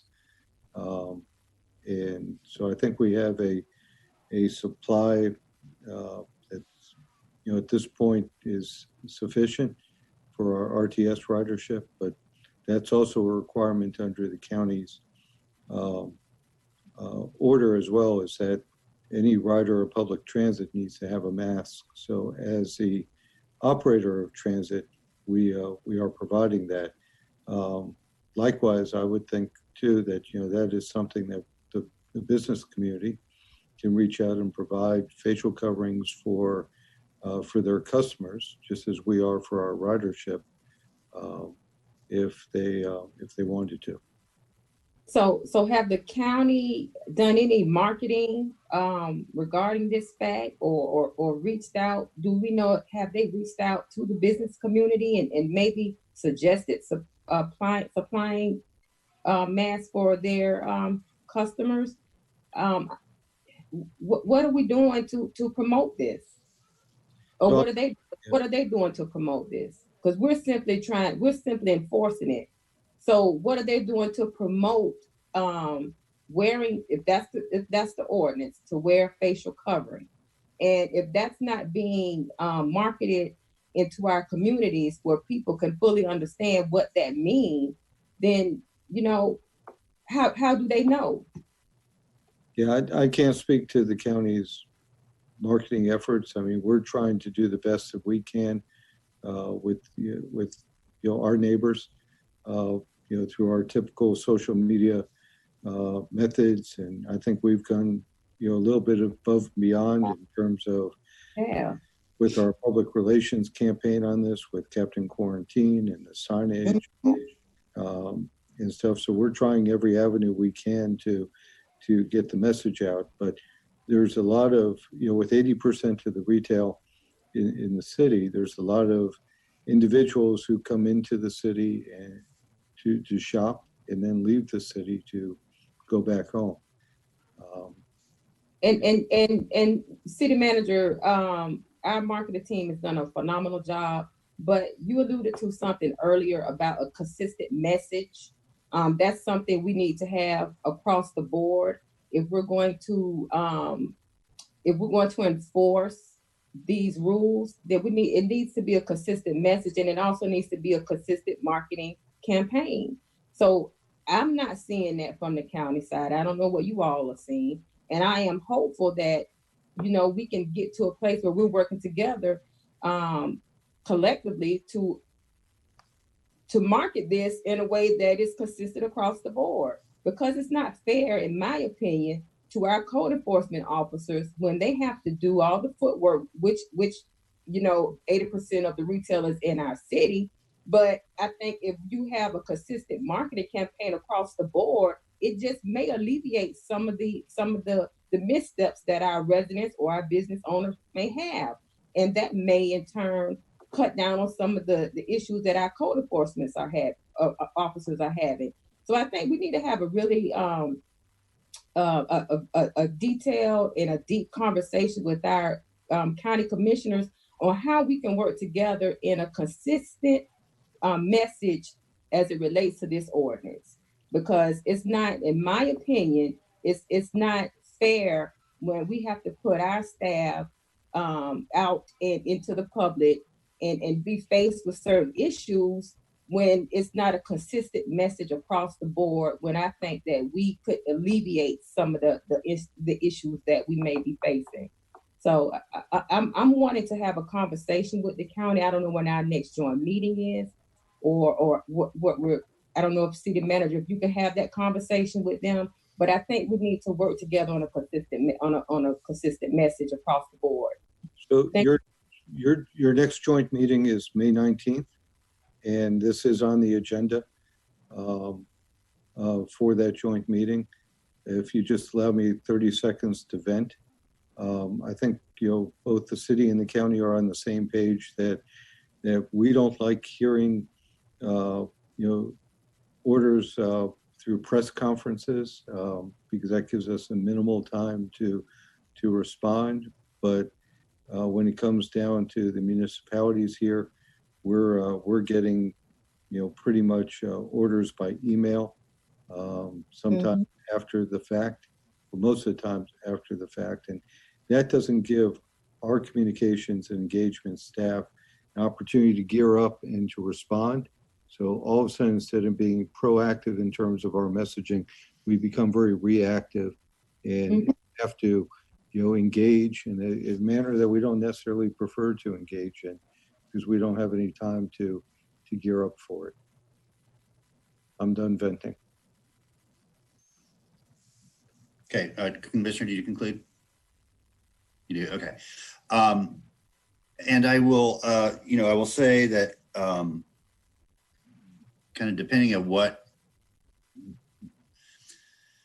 the week, depending on the situation, there's been more at times and then less at other times. I mean, I just think because it's fresh, the mask order, and we did write them a letter saying we support them doing that.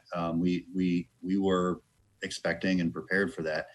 I think the difficulty came down in the enforcement side and what mechanisms we did or didn't have. And I'll also, share with you all, there's a meeting we have twice a week with the other municipalities as well as the county. And you're going to start hearing a very different message from some of the other municipalities. You're going to hear them pushing back hard against the facial covering element.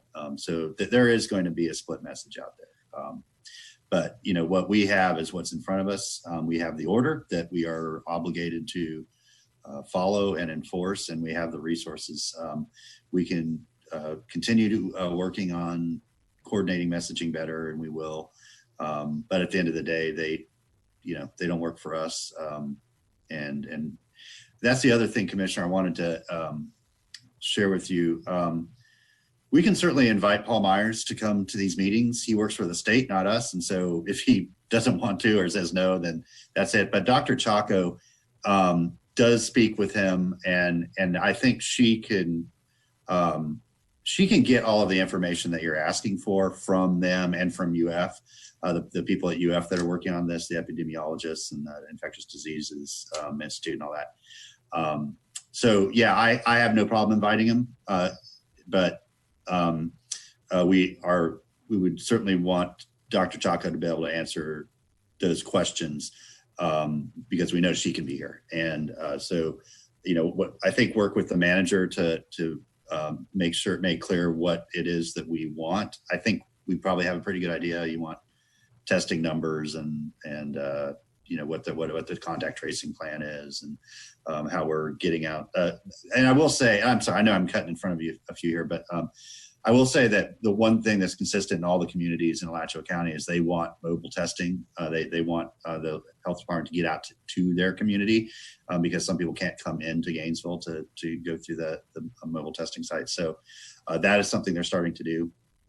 And we'll do more and more of as the resources become available. So I just wanted to mention that before I forgot it. Okay, Commissioner Ward. Thank you, Mr. Mayor. Just a few things to kind of follow up. I want to reiterate that I recognize we have limited enforcement capabilities. I don't want anybody to get arrested. And if I don't think that, I'm not sure we could give you that specific direction by vote, but if you need that, I'm happy to make such a motion. I don't want anybody to get arrested. I'm okay with codes enforcement being all over this though. I recognize that a lot of people don't want to wear masks. Plenty of people have reached out to me just like they have everybody else. I want people to be alive. This is a public health issue. It's not it's nothing more than that. It's the most basic kind of thing we're supposed to do, is try to keep our residents in our city safe. And this is what that is. So I'm comfortable with the county's order. And I mean, we asked them for that last time we had a meeting. So I support it, and not everybody's going to be happy with it. I'm very sorry about that. Moving forward, I would point out to everyone, I'm not sure that, I am sure that everybody's not aware, because there hasn't been much, if any, public announcement about this, but I know that UF is in the process of ramping up their own testing for faculty and staff. So thousands of folks are going to be tested. Thousands of faculty and staff are going to be tested over the next month or so, and will continue to be tested following that through the University of Florida on campus as they come back to work. I'm not sold on the idea that everybody ought to be going back to work at UF right now, because every piece of information from actual public health documents that I've been able to see indicates that numbers are going to go up. So I'm not sure it's real wise to be bringing everybody back, but it's happening regardless. So the testing is going to be available and mandated, I think, for folks coming back to work on campus.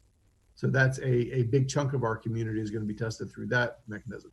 I have had folks reach out to me and tell me how easy it was to get on the testing list through the county health department. So I would absolutely recommend that people seek that out as an opportunity to be tested. You don't have to have a prescription anymore. And it's apparently a very easy process. If you have Medicare pays for it 100%. I don't know what the other details are payment wise, but Medicare does pay for it. Commissioner, it's completely free. If you have insurance, they'll take your insurance and bill them. If you don't have insurance, it's still free. So nobody pays anything out of pocket for testing. Right. So it's easy to schedule, and it doesn't cost you anything out of pocket. So go get tested, please. If you're watching or listening to this live or on recording, go get tested, please. What else? Yeah, it'd be great to coordinate a message with the county. But the basic message is stay home as much as you can, as you are able, and limit your contact with other people who might be infected, or you might be infected without knowing it. We know that an enormous percentage of people who are infected with the coronavirus in question, are asymptomatic. So you could have it, not know it. Be careful about being around other people. If you have to be around other people at a store or a restaurant or something like that, a doctor's office, please try to cover your face. I have seen people who forgot to bring a mask to a store, pull their shirt up, or use some other piece of clothing they might have handy to put around your face so you don't breathe your potential coronavirus germs on someone else. That's what this is. That is the message. Try to limit your contact with other folks until we know that numbers are going down. And if you can't limit the contact, then limit your breathing on other people. That's the message. I don't know what else I could put out there, but I do want everybody to recognize that thousands of University of Florida employees are going to be tested over the next weeks as a condition of their job. So there you go. Thanks. Okay, thank you, Commissioner Hayes Santos. Thank you, Mr. Mayor. There are some loud people who are not in favor of the facial coverings, but it's a minority of people. The vast majority, when you look at polling around the country, is that there's strong support for these types of measures. And to Commissioner Ward's point, this is a public health crisis, and we need to take the measures that we can. The mask stopped people from you giving it to other people. And we do have people who have to work, and they're forced to work, and we need to find ways that we can protect these public spaces. The current county emergency order is unenforceable for us to be able to enforce face masks, where our facial coverings. That's why I think that we should ask our city manager to draft a emergency order that just solely focuses just on enforcement, and putting that enforcement on the businesses for people entering their businesses. So I'd like to move that we ask the city manager to draft an emergency order that focuses on enforcement concerning facial coverings. Okay, is there a second to that? Second looks for the purposes of at least continuing the discussion by Commissioner Ward. Okay, thank you. Commissioner, do you conclude? Yeah, thank you, okay. Mr. Commissioner Simmons. Thank you, Mayor. I just wanted to thank Commissioner Ward for the public service announcement. Thank you, Commissioner Ward. And also, yeah, Dr. Chaco is fine, Mayor. That she'll be a great person to bring on. So I have no problem with that.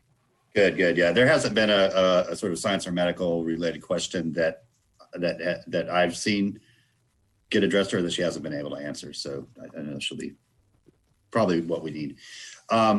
Commissioner Johnson. Thank you, Mayor. I think it was at a couple of meetings ago that we approved the use of the racial equity toolkit, COVID-19 racial equity toolkit, when we're making any of these COVID-related decisions. And I think it's important to take these kinds of, no matter what the outcome is, but making sure that we take these kinds of decisions through this process, because as we do that, what we're going to find is that there are people that, when bias comes in and people are required to wear masks in a store and how they are perceived differently than other people, people that may have sensory issues, like it's important to at least acknowledge that and answer those questions before we get to the final outcome. So this is something, these are actual questions that we need to go through with this process. And then once we do that, we'll be able to figure out, is this the best way to handle this? And if it is, then how do we then mitigate harm to potential harm to communities that may experience harm because of this, because of the decisions that we're making, because it's important. Okay, thank you, Commissioner. Commissioner Warren.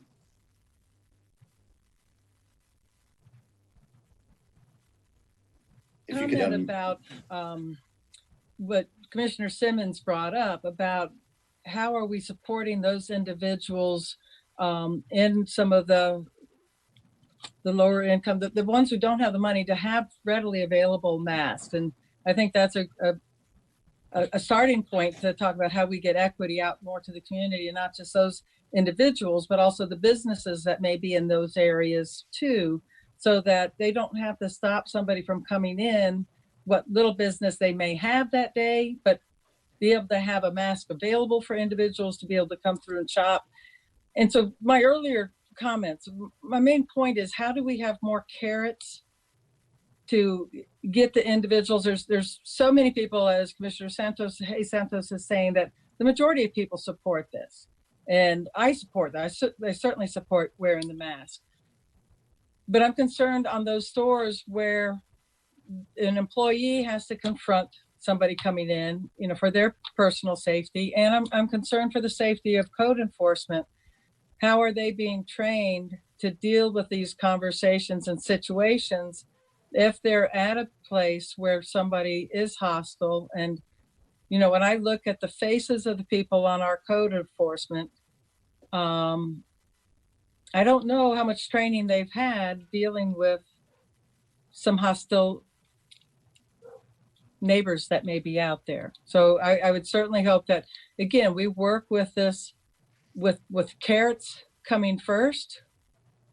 And, when we talk about enforcement, what is the leverage that we can, I think a lot of this is like, I know people hate to be compared to how we raise our children, but how I work with people that are my peers working somewhere, how do I get people who are disagreeing about this at work to agree together and to deal with somebody who's, other than firing somebody who is going against the grain of a general policy at a store, how do we encourage more cooperation, changing the drift of the conflict?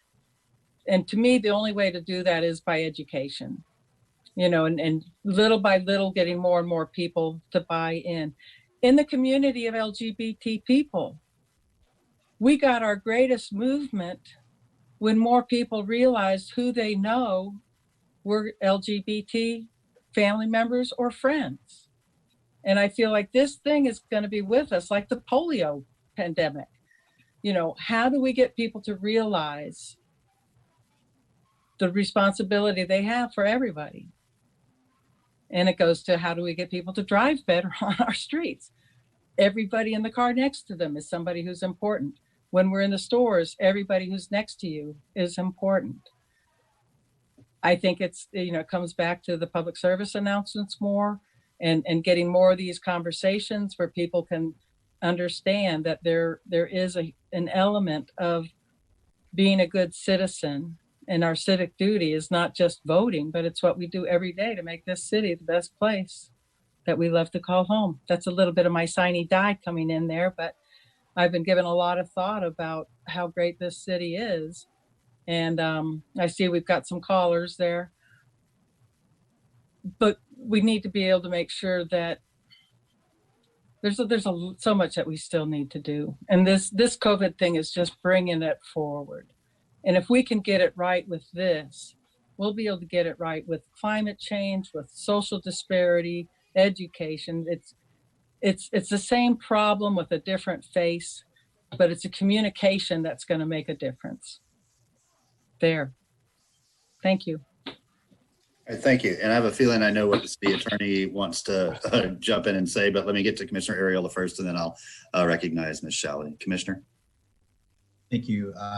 Perhaps the attorney is going to speak to one of my questions, which is sort of, you know, our role in setting up, in giving direct motions to influence standing emergency orders and all of that. To me, I didn't know that was something we could do. Ms. Shelley? Yes, Mayor, thank you. And Commissioner Ariola, I was going to speak to that, a couple of points to the motion. So normally the city attorney's office is the one who drafts any emergency orders or directives, because you're right, there's a number of legal concerns. The first being we have to determine, is this an area in which the city has authority to act or the city manager has authority to act? Even if it's within our areas of authority, we then have to determine, is the action you're thinking about taking either preempted by or in conflict with something the county or the governor has done? And then a couple more points to the substance of the motion. While it may be possible to put requirements on businesses, such as, you know, the business must you know, cannot allow someone in the business unless they're wearing a mask, a customer. And then the business, if a customer claims that they fall into one of the exemptions, the business has the 2 questions that they can ask pursuant to the county's guidance on this. Ultimately, if a customer is uncooperative, we cannot make the businesses the enforcers of this. So ultimately, the business must be allowed to call the city or county enforcers and have them come out and enforce the order. So I'm not sure what and the enforcement ultimately will rely on either the city or county enforcer seeing a person not wearing a mask, or that there's a witness to them not wearing a mask. So I'm not sure that the order being proposed would solve the issue. Okay, thank you, Michelle. Commissioner? Thank you. That does answer parts of my questions. I just want to say that I definitely think that we need to be as proactive as we can with these facial covering orders.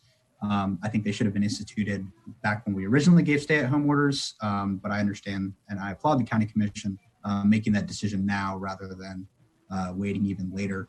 But I stand by what I said originally. I think we need to place a lot of trust in the charter officers on both sides and in the mayor and in the chair of the County Commission to work out as close as we can get, because right now, you know, Commissioner Ward, you pointed out the media was watching at our last meeting.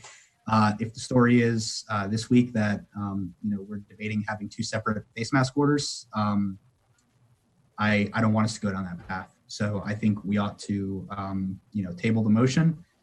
If enforcement becomes a serious issue, because I do believe most people see the benefit to themselves and their community to follow these orders. But if it becomes a serious issue, we can have that discussion at a later date. But I just think right now, let's try and limit the confusion in the community, and let's just keep to 1 order. Thank you. Okay, thank you. Before I get back to you, Commissioner Santos, just really quickly.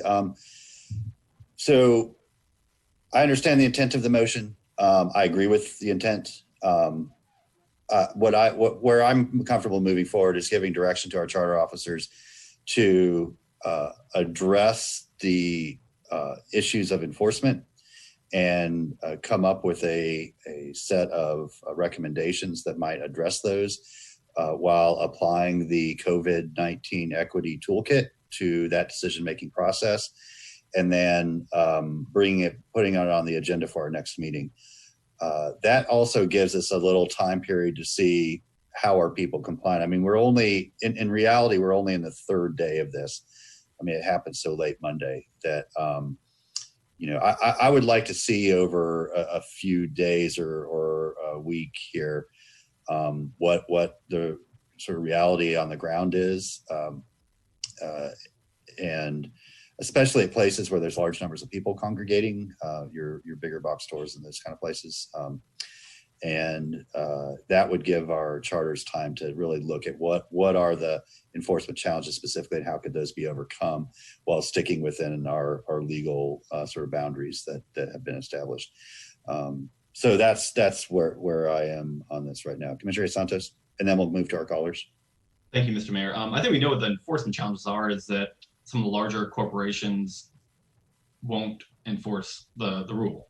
And that's what my motion to consent meant, was to give support for the city manager to be able to enforce the mask order for it to actually be effective, because I don't think it's currently enforceable how it's currently written.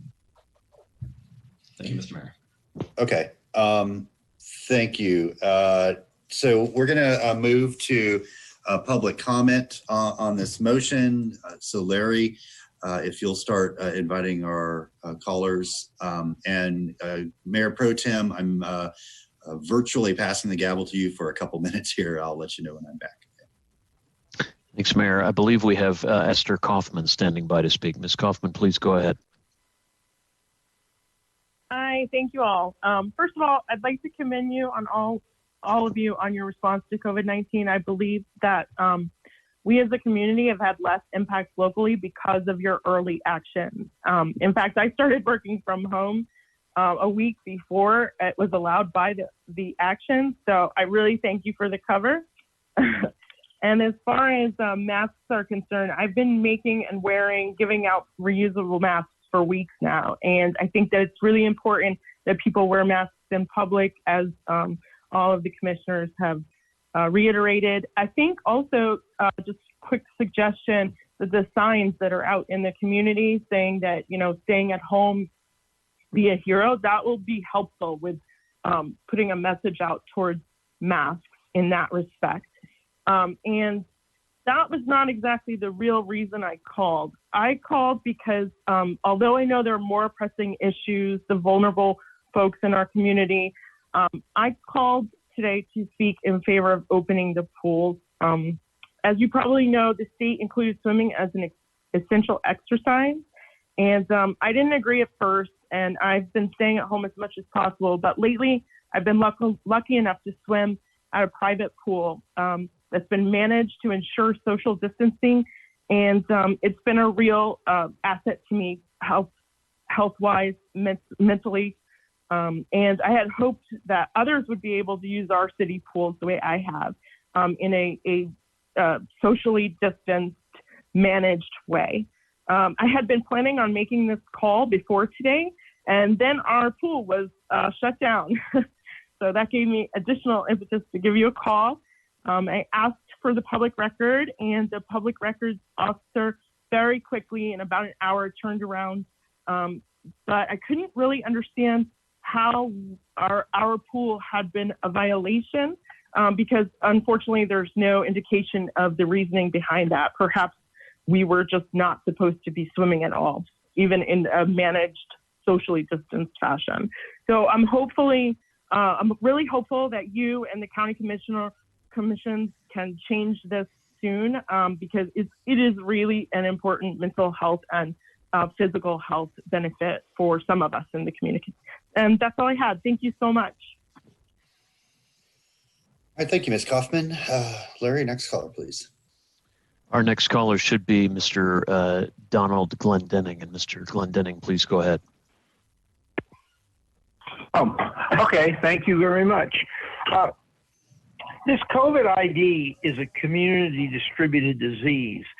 And the last hour of your discussion, I'm going to say the only thing that was brought up that probably should happen is there's got to be masks for people who choose to wear those masks.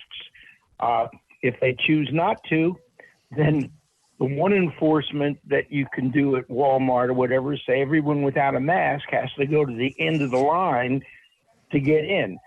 Only people with masks get in first.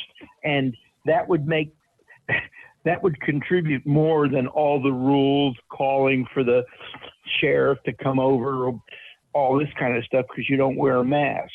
I mean, we have no knowledge now that the mask does anything. That's on both sides. You hear just as much about the mask.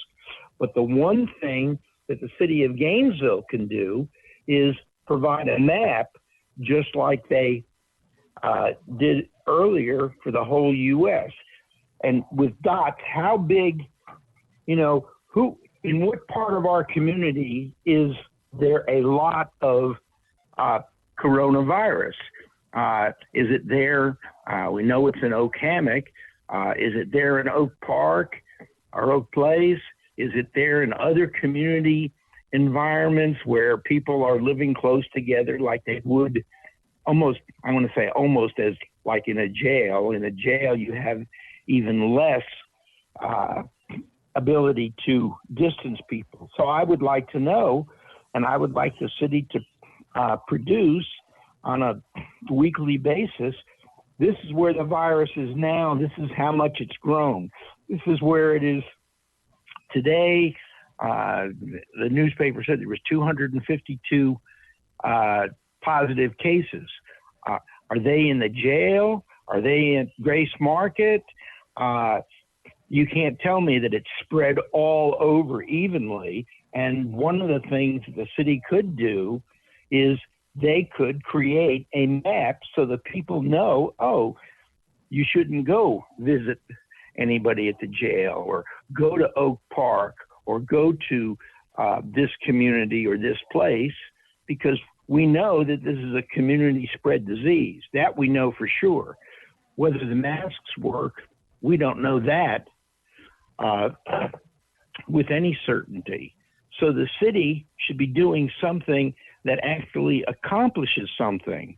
And if they provided masks for everybody, yeah, a person can get a mask. A lot of people can't afford the masks. And here is a big supply of masks. And the enforcement is, if you're not wearing a mask, you have to go to the end of the line to get into Walmart, Publix, or wherever it is that you're going. And during that time, while they're waiting in line, you can call the sheriff if you want somebody to say, get out of my line, go home, you're trespassing, or whatever the law is that you're actually breaking. Because, all the things you're talking, be making up laws. If you're walking around without a mask, we're going to do something. I guess that beeping, is my time up? Well, sir, you have spoken for about 3 minutes. And Mayor, I don't know if there's a firm time limit or not, but yeah, there is a 3-minute time limit. Yeah. Okay. Thank you very much, Mr. I know. But I guess what I'm saying is, in that amount of time, there's 3 or 4 things that you can actually do that's positive rather than a number of things where you don't have the information for. You don't know that the Thank you, Mr. masks Glendening. are inhibiting the publication. Could we Can get I a get next that caller, graph? please, Larry? Yes, sir. We are going to go to Mr. Nathan Scott next. Mr. Scott, please go ahead. Good afternoon, Mayor. Nathan Scott. Commissioner Simmons was absolutely correct in stating that Paul Myers should participate in COVID-related commission meetings. Mr. Myers has stated on the record that he does not support the mandatory requirement to wear masks or facial coverings. Mr. Myers further stated that there is no consensus on whether they're effective. I posted an article from the Annals of Internal Medicine on the commission meeting website, which supports this. To date, the City Commission has not invited Mr. Myers to present data to them, and they also have not asked about gating criteria. Moving on to the next topic, with respect to the commission comment from Commissioner Hayes Santos about holding businesses accountable for mask enforcement, again, you guys need to listen to the city attorney. It's sufficient for a person under the county order to assert that they're exempt from the county order. The person has no obligation to discuss the exemption or their medical history with the business. The commission is once again putting businesses in legal jeopardy with its micromanagement. On to the Gainesville Care, the city has repurposed state SHIP money from FY17 to FY19 to fund GNV Cares program, which allows undocumented persons to apply and receive money. As the city refuses to verify the immigration status of applicants prior to distribution of the funds, no procedural safeguards exist to ensure that the city is adhering to state and federal law regarding restrictions on the use of SHIP and CBDG funds. I'm reiterating now, again, the public record request that I made at the last meeting for all GNV Cares applications and the list of recipients and the amounts for amounts distributed or for the distribution of all funds under the GNV Cares program. I'm sorry. And finally, Mayor Poe, you and the commission have proclaimed that single-use plastics harm the environment and are in our food supply, and use that as a basis for trying to ban single-use plastic bans and banning plastic straw. In the latest example of your hypocrisy in the wake of commission virtue signaling, the city spent a ton of money on corrugated plastic capped and quarantine signs. I mean, can't y'all use other materials? Don't you see the hypocrisy in what you're saying? So again, I would ask the commission to consider some of these things, particularly this decision to try and go and enforce masks. The county is on shaky ground, and there's a medical study research published on the commission website clearly documenting the limited effectiveness of masks. So again, I think that if people want to wear masks, they are free to do so. They're free to wear facial coverings, but that solves the problem without a city or county mandate. Thank you. Our last caller on this item for the time being is Mr. Daniel Morawski. And Mr. Morawski, if you're there, please go ahead. Yes, can you hear me? We can. Okay. I agree with pretty much everything that previous caller said, and I don't expect anyone to, go out of their way to take action on what it's saying. Sorry. But I do want people to know that I would like to put some effort into holding you accountable as the leaders in our community for these decisions or the inaction based on evidence, such as masks don't actually block COVID-19 at all, and they can actually hold the contamination on people's faces for longer. That's all. Thank you. Mayor and Commission, we did have a caller just join us, and so I'll need to ask the caller ending in 3966 whether they were calling to speak on this item, and if they are, please identify themselves and go ahead. Hello? Yes. Are you calling to speak on the item before the Commission? Yes, I am.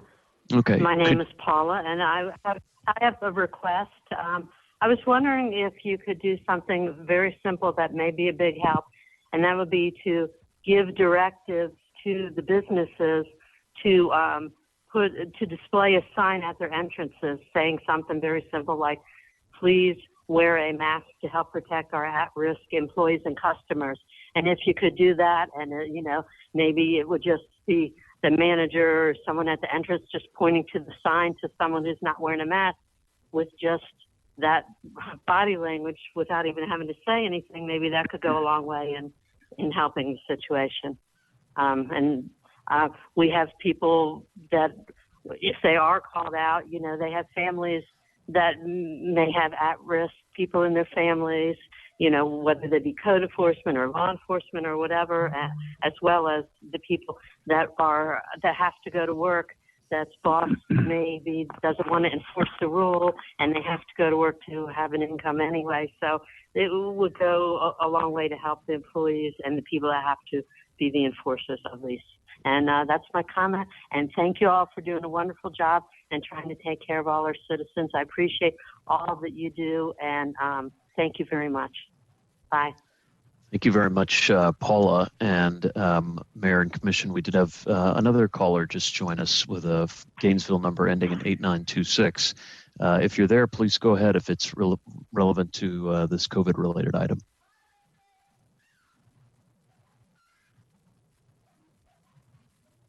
Caller, are you there?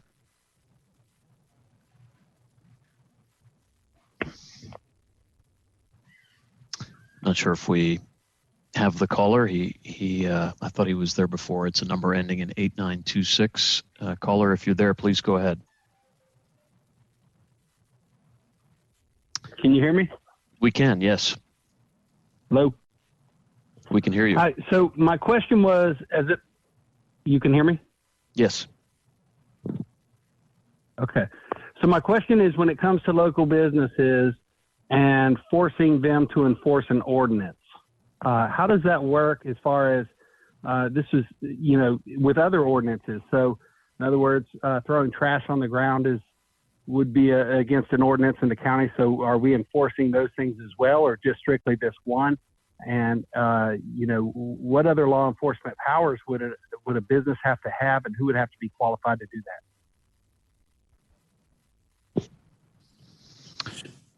Mayor and Commission, those are the last caller. That's the last caller we have at this time. Okay, let me take a couple of these things. I'll start with the last caller first. So this is not an ordinance. It is an emergency order issued by the chair of the county commission and is applicable throughout Alachua County. So at that point, we have an obligation as a city to enforce that order within our city limits, as do the other municipalities in Alachua County. And we still enforce all of our other ordinances and regulations that there, nothing in this emergency order has instructed us or given us direction to stop enforcing other basic ordinances that exist within the city. I did hear Mr. Glendinning say, are we just going to go up to people walking down the street without a mask and arrest them? That is not what we do. In fact, the facial covering order does not apply unless you are in a retail establishment, unless you're indoors at a retail establishment. That has somehow been messaged in parts of our community that if you're not wearing a mask everywhere that you go, you are in violation, but that is not the case. Only when you are entering an indoor retail establishment. And Mr. Scott made an allusion, this is the second time he's done this, that we would use federal funds from SHIP funds and CDBG funds to offer support through GNV Cares neighbors, including undocumented neighbors of ours. That is not the case. We are precluded by federal law to do that. So any support that goes to our undocumented neighbors will come from general fund money, not restricted federal funds. And it is not difficult to bifurcate those. We assign different codes to each fund and vet them through that. And that's was already answered. So I must have done a bad job communicating that last time we talked about it, since that misconception is still out there. With that, I will go back to Commissioner Ariola. Thank you, Mr. Mayor. You addressed well what I was going to bring up. I want to thank our callers for calling in. There was a lot of discussion about the efficiency of masks in slowing the spread, and I just wanted to read this from the Center for Disease Control. It's critical to emphasize that maintaining 6 feet of social distance remains important to slowing the spread of the virus. But additionally, the CDC is advising the use of simple cloth face coverings to slow the spread of the virus and to help people who may have the virus and do not know it from transmitting it to others. Cloth face coverings fashioned from household items, common materials, can be a good public health measure. The cloth face coverings are recommended, not the surgical masks or the N95 respirators, because those supplies are critical for healthcare workers and they should be reserved for medical first responders and others who are in vector points. So I just want to be clear that, what we're trying to communicate about the masks is that this is to prevent thick breathing particles that join in the air to create aerosols, which is how the virus becomes airborne. This is to keep that from happening. And wearing a mask does do that. It is made to slow the spread of the virus particles, unless the N95s or those that are for medical that we're trying to preserve for them. Those are the ones that protect. But just wanted to get some information out there from the CDC. And there's lots of studies on it from New York, New England, China, all of the major vectors. So there's plenty of evidence to support. And if the CDC was recommending it, I think we've got plenty of grounds to recommend it to our citizens as well. Thank you. Thank you, Commissioner Ward. Thank you, Mr. Mayor. Thank you, Commissioner Ariola. I was looking at exactly that same website, I think. It's CDC. So it's accessible, you're saying? I strongly recommend folks go to Google it up. Google mask CDC, and you'll find the same page there. I won't read it, but I will point out that it is footnoted from the New England Journal of Medicine articles and from articles from the Lancet. The best possible medical advice. It's clear and upfront. Masks do help, and I will continue to spread the word on that. And I would encourage everyone else to as well.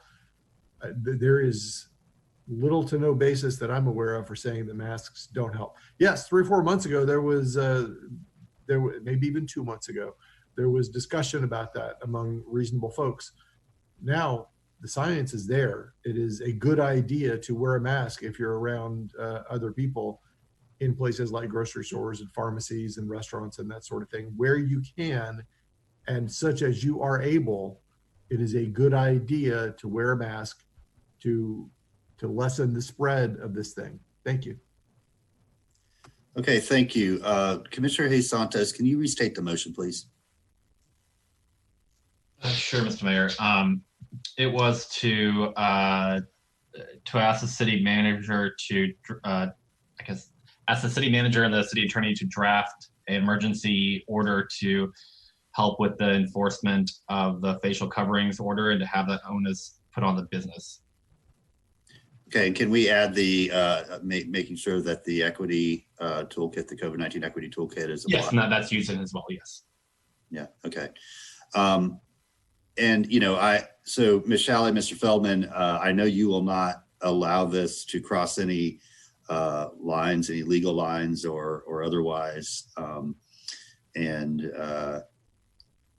I think with an abundance of caution, I would be okay if this did not get implemented until our next meeting. So we had a chance to look at it, and we were also able to see what is actually happening out there in the community as far as adoption and widespread use of masks, especially with some of our bigger retailers where you have more people. Commissioner Simmons. Thank you, Mayor. So the motion, can you repeat that motion, Adrian? Mr. Hayes? Yeah, probably going to be 3 different versions of it, but is to have the city manager and city attorney draft an emergency order for better enforcement of the facial coverings aspect of the county's ordinance, and to put the onus on the business for keeping people out of their business without facial coverings. That's the goal of it. Okay, and we're asking them to come back with that, and we're going to review that once it come back before we make a final decision on it. I mean, we don't make final decisions on emergency orders. So in essence, I think the city manager is asking some questions on enforcement, and I think that we should put the onus on the businesses. So this was in essence kind of the city manager or we are blessing the city manager to move forward on an enforcement strategy that puts the onus on businesses to do facial coverings. Okay. We can't tell them to actually do an emergency order, I think. And again, Ms. Shalley, could you briefly tell me what your concern was? I heard it earlier, but we had so much conversation around it. I needed a recap. Michelle. Thank you, Mayor. Well, first, I want to be sure that you all understand that the substance of this motion would be for the city to have a different order than the county has in place. This isn't just about enforcement. It would be about imposing requirements on businesses that are different than what the county has. And my concerns, or what I articulated, was anytime one of these emergency directives is issued, we would have to make sure that the city actually has the authority to do it, and that it isn't in conflict with what the county or the governor has done. And I'm not sure, I mean, we'll certainly speak with the city manager, but I'm not certain that I'm not certain that I understand the enforcement issue, because ultimately the city has to be the enforcer. We cannot put the enforcement burden on the businesses themselves. So at the end of the day, whether the city is going to have to come in and determine, the city or the county, that a person was not wearing a mask, and then enforce it at that point. So those were my concerns that I raised. And so you would be legal would draft the ordinance would help from the city manager, pretty much. Well, again, we'll have to look at what it is the city manager is trying to accomplish and see if that's something that can actually be done. Okay.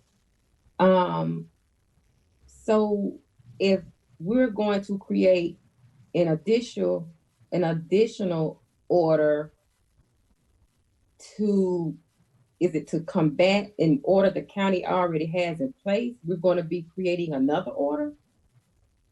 Is that the goal, in order to enforce what the county already have in place? I just need more clarification. Sure. I don't want to speak for the motivation, so I'll turn back to Commissioner Santos to answer that question. Okay.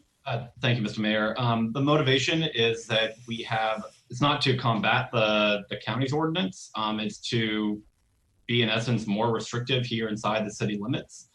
There are big corporations that won't, some of the smaller, I think, businesses and local businesses who will kind of make sure that people are coming in don't have or have facial coverings. But some of the larger corporations are telling us that they won't stop people from coming in with facial coverings. As we've heard from some callers and a lot of people out there, there are people who don't even believe COVID's even a thing. Or they don't think facial masks work and stuff like that, even though there's proof that shows that. So I think those people aren't going to, I think, in my opinion, be more educated to wear them. I think that's why we should ensure that people who are coming into these public spaces, that we can make them as safe as possible. They're not going to be 100% safe, but in this crisis, I think we should do what we can to be able to ensure that these public spaces are safer. If we have the onus on a business, so the person at the front door says, hey, you can't come in if you don't have a facial mask, that's much easier to enforce. Currently, the order would be, we would have to send police officers into stores and be like, hey, you don't have a mask, what's going on? That, I think, that is not enforceable. I also think that's not the best way to deal with it. I think having it at the entrances and having those questions asked at the entrance to a store is a better way to enforce and ensure better compliance of the facial coverings ordinance to protect public health. Thank you, Mr. Mayor. So legally, Ms. Shalley, how likely can you create something like this? How is that possible? Again, I think the issue is it will still require a GPD officer or a code enforcement officer to go in and ascertain that there's been a violation, whether it's a violation by the business or a violation by the person not wearing the mask. Okay, thank you, Mayor. Thank you. Commissioner Ariola. Thank you, Mr. Mayor. I just want to reiterate to the commission, I think that the charter officers are well aware of some of the issues. Let's allow them to work with our mayor. If we give this direction, we will be departing from the precedent that this commission and the Alachua County Commission has set. And I know that, you know, I heard the managers venting about emails coming in late and about things coming in after the fact. And I've called county commissioners to let them know that can't be happening, especially not when things are so fluid every single day. And I think that they're listening to that. But I think if this motion passes, I think we depart from a precedent that puts us down a path to confusing our residents. If we have one set of rules within city limits and another set of rules outside of city limits, we are opening the door to a lot of problems. I think that our strategy and approach has been excellent. We've heard our residents say that they've appreciated their local leaders' approach. I think if we diverge, I think that we run the risk of losing that strategy and losing its effectiveness. And the only reason it's effective is because our citizens see their two local governments giving the same orders, working hand in hand. And I understand that this recent order was, nobody likes to be told to cover their face. So it's hit a nerve point, but I think that the strategy is sound. I think that the two governments working together and not having two commissions give two opposite directions, I think that's been working well. So let's keep doing that. Thank you. Thank you. And you can speak for yourself, but I'm much more handsome with the facial covering on than without. So I've been enjoying it quite a bit. No disagreement on that. And I'm sorry to jump in front of you, Gail, but I want to share something I think is relevant to this discussion.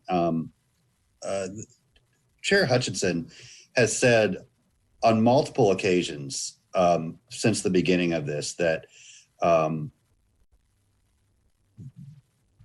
they are not opposed to the city suggesting approaches towards our response to this and sort of pushing the county in that direction. I mean, they're not saying like fight us on everything, but is that if you got ideas that might work better, and even in our most recent meeting, well, not most recent, but Tuesday morning's meeting, Hutch said something to the effect, well, you can do something different if you want, so do that and we might see if it works, and so I think that's where the opportunity rests with this, as long as we don't go implementing and enforcing immediately. That's why I want to wait 2 weeks. I want to give them 2 weeks to make sure that they come up with something that's going to improve things. And in that 2 weeks, we can also be sharing that with Ms. Lieberman and Chair Hutchinson and their attorneys,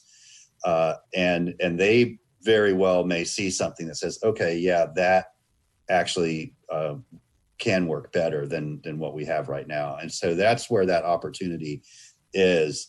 And that's not to say I don't agree with a unified approach to this. I think that this has the opportunity to continue a unified approach that with something that might be a little bit more enforceable. So just something I think the manager could back me up on that Hutch has said that to us, or maybe I don't know.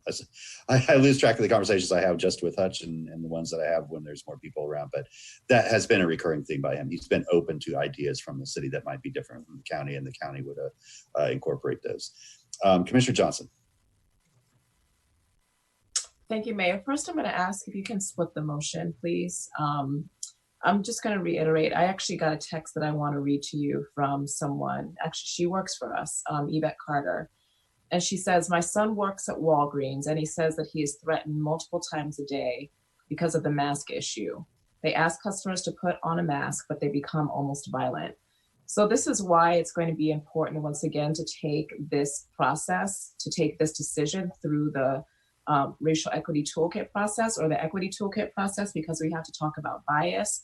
We need to talk about the potential violence of people in our community when they are asked to do something that they don't want to do. We have to talk about the sensory issues that some people might be experiencing. We have to talk about what Commissioner Simmons mentioned with economically disadvantaged people and how they're going to be affected by this in terms of getting a mask.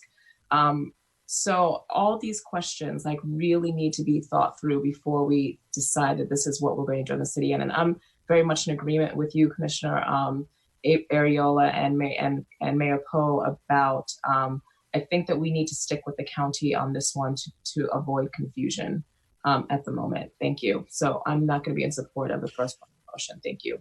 So can you tell me how you want it split? Yeah, so the first part was Commissioner Hayes Santos to create the order. And then the second part was taking this decision through the racial equity toolkit. Okay. Yeah. Okay. Commissioner Warren.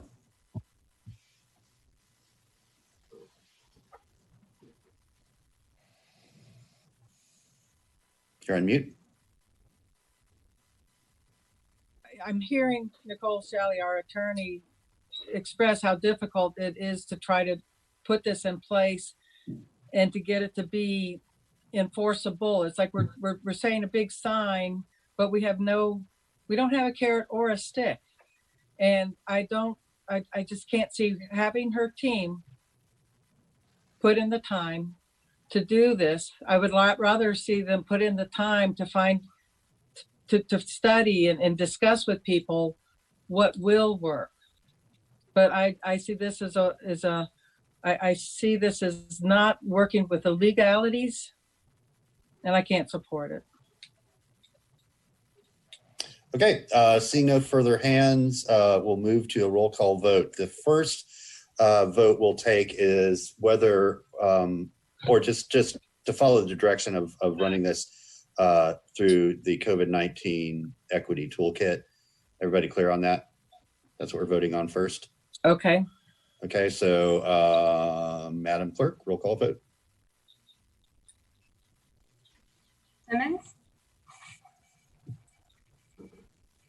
She said Simmons? Simmons? Okay, yeah, aye. Ward? Aye. Warren? No. Ariola? No. Johnson? Aye. Oh, I'm sorry. I'm on the wrong one. I'm sorry. This is the equity toolkit. I'm a yes on that. I'm so sorry. I'm Okay, it's noted. It's noted. Thank you. Hayes Santos? Aye. And Mayor Poe? Aye, that motion passes 6-1 Ariola in dissent. The second part of the motion is to ask the manager and attorney to work together on a more enforceable facial covering order and bring that back to the commission at our next meeting. That's a roll call vote as well. Ward? No. Warren? No. Ariola? No. Johnson? No. Hayes Santos? Aye. Mayor Poe? Aye. Commissioner Simmons? No. Mayor's always last. Come on. So that motion fails 2-5. We had Poe and Hayes Santos in the affirmative. Good discussion though, folks, and we will definitely be paying close attention. The city manager's office, our code enforcement GP will be paying close attention to how this is being followed, and we'll get an update on this at our next meeting. So I appreciate that. Madam Clerk, could we please move on to our next item? Next item is RE-1, Public Transit Grant Award Agreements for Florida Department of Transportation Service Development Grant Funds for Regional Transit System Projects. Recommendation that the City Commission adopt the resolution authorizing the City of Gainesville doing business as Regional Transit System to enter into public transportation grant agreements for the acceptance of grant funds and authorize the city manager or designee to execute the PTGAs for the aforementioned projects, subject to review and approval by the city attorney as to form and legality. Okay, thank you, Madam Clerk. Are there any questions, or is this, or is there a motion? It's a grant agreement, basically. Commissioner Santos? I move that we adopt the resolution 191149. Okay, is there a second? Second by Johnson. Any members of the public wish to speak to this motion? Yes, sir. We have one call on this item, and it's Mr. Nathan Scott. Mr. Scott, please go ahead. Yes, if I heard correctly, this is on the GNV CARE to adopt the resolution regarding that. Is that correct? No, this is a public transit grant award. This is a public transit grant. I'm sorry.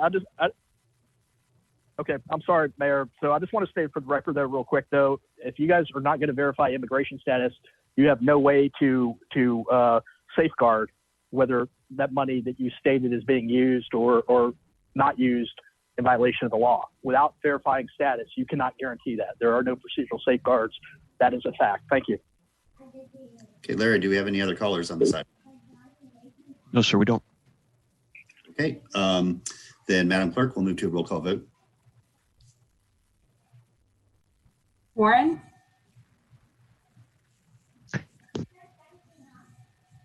Commissioner Warren?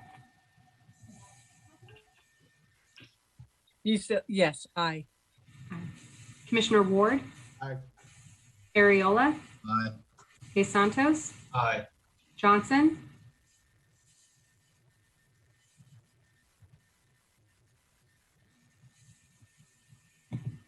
Johnson?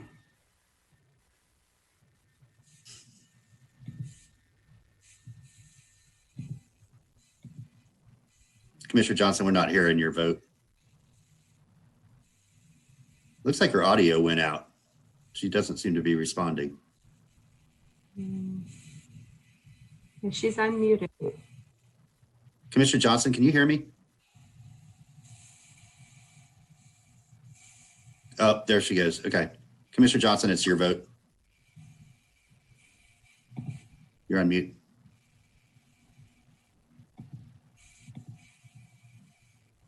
I'm sorry, can you say that again? It's your vote. We haven't heard your vote yet on the motion. Aye. Thank you. Simmons? Aye. Mayor Poe? Aye, that motion passes unanimously. Next item, please. Next item is 191188, resolution amended and restated supplemental city commission rules governing virtual public meetings, with the recommendation to adopt the resolution. Okay, I had one suggestion on this because things, we're just finding that in this time of crisis, things change so quickly. And so one suggested change I have is that move the 7 days to 5 days for a publication of the agenda. That's still ample time for these boards and for the public to read the material, but gives our staff a little bit more flexibility as things change so rapidly. But with that, it's pretty much procedural. Commissioner Ariola. Thank you, Mr. Mayor. I have a question for the city attorney. I was looking at the backup. The original governor's executive order created a period of time where we could establish these types of virtual rules. Does he have to reauthorize that in the same period of time, or is it to his discretion when those can be lifted? Ms. Shelley. Yes, what the governor did in his most recent order that was issued, what was it, last week? He extended the period of time in which local governments can conduct virtual meetings. So it's now in place for another 60 days from that most recent executive order. And what our office did, we worked with the staff that supports a lot of the advisory boards, in particular the decision-making ones like the City Plan Board, the DRB, the Utility Advisory Board. And just because we don't know how long this pandemic will go on and how long we'll need to continue doing virtual meetings, there was sort of a desire for some business of those boards to be able to move forward. And rather than, as you all know, the normal sort of cumbersome process is if one of those boards wants to amend their rules, they have to take that up, approve it, then it has to come to you and get approved. So the reason we drafted it as part of your rules is it's just you all as the commission who has the authority to both waive the city code requirements and waive any other board rules that you've previously approved to allow those boards to move forward and do some business. Okay, thank you. Mr. Mayor, just for the record, I think we should continue to do virtual meetings for as long as the governor's orders will allow. Yeah, or we beat the pandemic, whichever one happens first. Yeah, well, absolutely. And I mean, we've had some discussions internally about how do we actually conduct a live meeting following recommended physical distancing recommendations. We were especially talking about that with our joint city county meeting, not knowing if we would be able to meet virtually there. And, you know, we basically need like the MLK Center to do it, so it's obviously this is safer and much more effective as long as we can. And the clerk reminded me that once the governor officially moves us into phase 2, there will be a requirement for live meetings again, in-person meetings again. So I don't know. I mean, we'll see what the chatter is, you know, as we get sort of towards the end of this order on that. Commissioner Santos. Thank you, Mr. Mayor. Your recommendation to move to 5 days, was that both for city commission regular meetings and also the boards? Yeah, I think everything just, yeah. Yeah, I support that. Thank you, Mr. Mayor. Commissioner Simmons? Yeah, I support that also. And so when would this be in effect? Tomorrow? When I sign it, basically. Okay. Right, Thank Nicole, I mean, I'll come down to the office tomorrow and put ink on it and the resolution will be in effect. Yes, it sure will. And just to clarify, do you mean 5 calendar days or 5 business days? Calendar days. It was 7 calendar days before, right? Yes. Not business days. Yeah. So just 5 calendar days. Is there a motion anybody would like to proffer? Commissioner Santos? Thank you, Mr. Mayor. I move that we adopt resolution 191188 with one change, that we change the requirements from 7 calendar days to 5 calendar days for the city boards and also for regular city commission meetings. Okay, is there a second? Second by Ward. Okay, Larry, members of the public.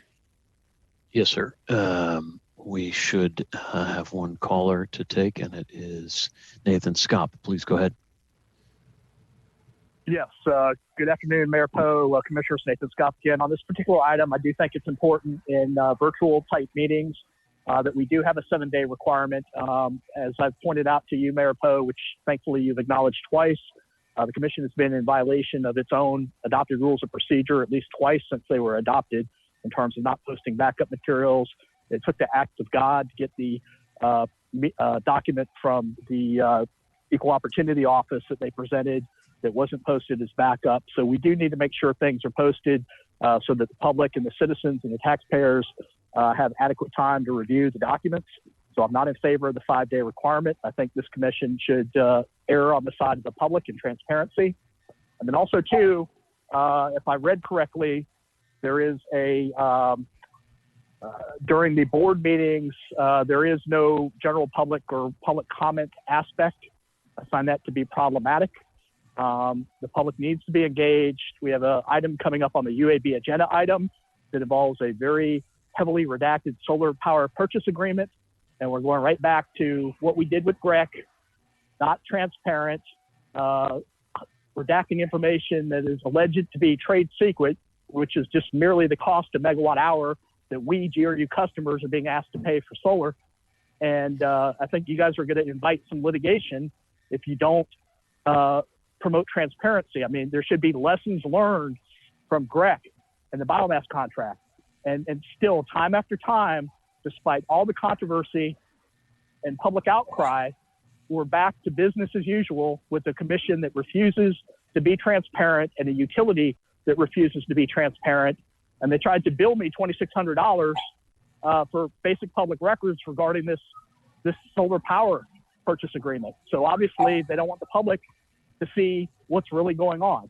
So I think that we need to interject the public in boards and have comment.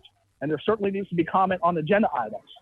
But I don't need to be critical, but if you guys are going to allege and portray and hold out to the public that this city and GRU embraces open government and full transparency, then you need to own that and be transparent, because you're anything but, as evidenced by the fact that they want to charge $2,600 to view public records. So again, I don't support a 5-day requirement. I think it should be 7 days. And I think that there should be at least some limited general public comment in addition to the public reserving the right to speak to agenda item. Thank you for your time. Hey, Larry, do we have any other callers? No, sir, we don't. Okay, very good. So we'll move back to a roll call vote. Oh, I'm sorry, Ms. Shalley. Go ahead. Yes, Mayor. I did just want to clarify that there is citizen public comment on every agenda item. The only thing that's being eliminated, and the same is true with your meetings, was the general public comment and general commission comment, simply because, again, if the goal is to try to let folks know what's on the agenda, the sort of free flow or open-endedness of the general comment, people wouldn't have the ability to submit comments in advance and that type of thing. But definitely it's a legal requirement that there be public comment on agenda items where action is being taken. Yeah, thank you, Ms. Shalley, for that clarification. Okay, we will now move to a roll call vote. Madam Clerk. Ariola, Aye. Johnson, Aye. Warren, Aye. Simmons, Aye. Ward, Aye. Hayes Santos, Aye. Mayor Poe. Aye, that motion passes unanimously. Next item, please. Next item is FR-1, proposed revisions to Chapter 8 titled Discrimination of the City Code of Ordinances. An ordinance of the City of Gainesville, Florida, amending Chapter 8 of the Code of Ordinances relating to discrimination by revising definitions, by renaming the Equal Opportunity Office, by eliminating redundant code language, by revising the definition of disability, and adding new classes protected against discrimination for purposes of fair housing, providing directions to the codifier, providing a severability clause, providing a repealing clause, and providing an immediate effective date. Hey, thank you. Ms. Marshall, was there anything you wanted to add to this? No. Okay, very good. Any questions? Oh, Commissioner Ariola.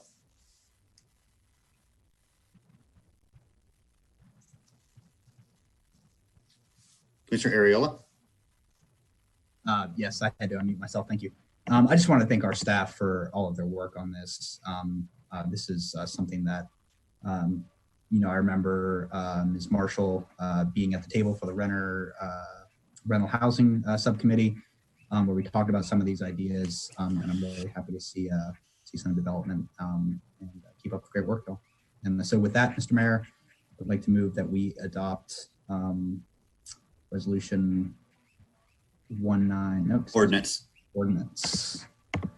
Hold on, I clicked on the wrong thing. 190814. Ordinance number 190814 on second reading by title only. Yep, first reading. First reading by title only. Second.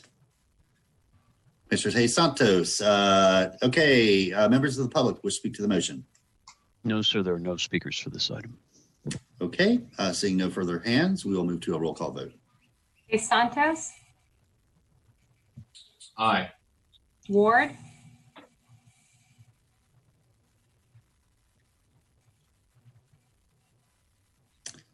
Looks like Commissioner Ward's absent. Warren, Aye. Simmons, Aye. Johnson, Aye. Ariola, Aye, enthusiastically. Mayor Poe. Aye, that motion passes 6-0 with Ward absent. And yeah, thank you, Ms. Marshall, your folks in your office, as well as the legal team that did all this. Appreciate it. Okay, Madam Clerk, I think we're back to our 2 items pulled from consent. Yes, the next item is CA-3 2021 election dates. with the recommendation that the City Commission select March 9th, 2021 for the City Commission election, with early voting February 27th through March 6th, 2021, and April 20th, 2021 for runoff election, with early voting April 10th through the 17th, 2021, and to direct the city attorney to draft and the clerk to advertise an ordinance setting these election dates for section 9-2B of the city code. This ordinance must be adopted by July 1st. Okay, thank you. Commissioner Hayes Santos, you pulled this. Yeah, thank you, Mr. Mayor. The current proposed election date is during spring break for the University of Florida and Santa Fe College. I don't think we should have an election during that time. So I'd like to propose that we move it to a week earlier. If we do that, we won't have any issues with early voting or election days during any spring breaks. So the new dates I would propose that we do would be election date on March 2nd, and then early voting. I would like to add an extra day of early voting like we just did for the county, the supervisor elections is doing. So early voting would go from February 19th to February 27th. And then a runoff election would be moved up a week earlier as well to April 13th, with early voting going from April 2nd to April 10th. Okay, that's a motion. Sure, I'll make that a motion, yes. Yeah. Okay, is there a second? Okay, Commissioner Ward, seconds. Any further discussion? It's a good catch. Thank you. I appreciate you. That's super. We would have to go back and amend it if we hadn't caught it today, because that's something we always try to make sure we avoid. Any members of the public wish to speak to the motion? Yes, sir. We have one speaker, Mr. Nathan Scott. Please go ahead. Yes, good evening, Commissioners. Nathan Scott. I am not in favor of the motion. This is an example of gerrymandering at its finest. As we know, the students are here for a limited time. They have opportunities to vote in early voting. They have opportunities to vote in absentee ballots, and moving the election solely for the benefit of the U.S. students and Santa Fe students is clearly an example of partisan gerrymandering. Moreover, with respect to the absentee ballots and the issues that are going on with that, if you want to ensure the integrity of city elections, this commission should show some leadership and require the supervisor election to ensure that on absentee ballots that the voters sign across the seal. Currently, there is no requirement to do that. You could go out, send an absentee ballot, somebody could grab it, get it from the household, fill out the ballot on their own, and just have the person sign the envelope. You wouldn't know how that person actually voted because there is no integrity in the process, because you could collect the ballot in a signed envelope that's not signed across the seal, and political operatives could commit voter fraud and basically fill out that ballot any way they want to support getting you guys elected. We're elected by a small minority of voters, including students. So again, if we want to ensure the integrity of the election process and ensure that the voters are heard, I find it hard to believe that you guys are gerrymandering dates to accommodate students that, again, are here for a short period of time. They have ample opportunity to vote in early voting, have ample opportunity to vote via absentee ballot, and not requiring the supervisor elections to ensure the integrity of absentee ballots by making sure that they're signed across the seal. And the canvassing board should have an issue with that. Anyone that has a concern about voter integrity and the election process integrity should clearly support having absentee ballots signed across the seal. So again, I call upon this commission in the interest of election integrity to, again, stop gerrymandering and to ensure that supervisor elections requires all absentee ballots to be signed across the seal. And I think you guys can send that in a letter, just like you send letters all the time. It'll give you something else better to do that actually has some meaning in life. So it's far better than corrugated plastic Captain Quarantine side. It's far more important. So again, let's see where the rubber hits the road and see who on this commission supports voter election integrity and voter integrity rather than gerrymandering. Thank you. Larry, any other callers? No, sir.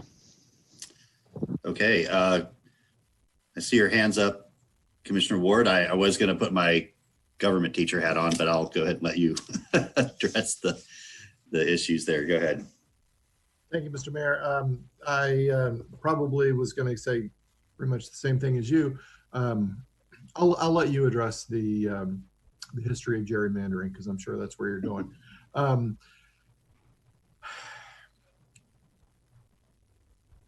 I think that it's incumbent on us, when someone attacks the integrity of the voting system, to stand up for it. There is no voter fraud going on in Alachua County.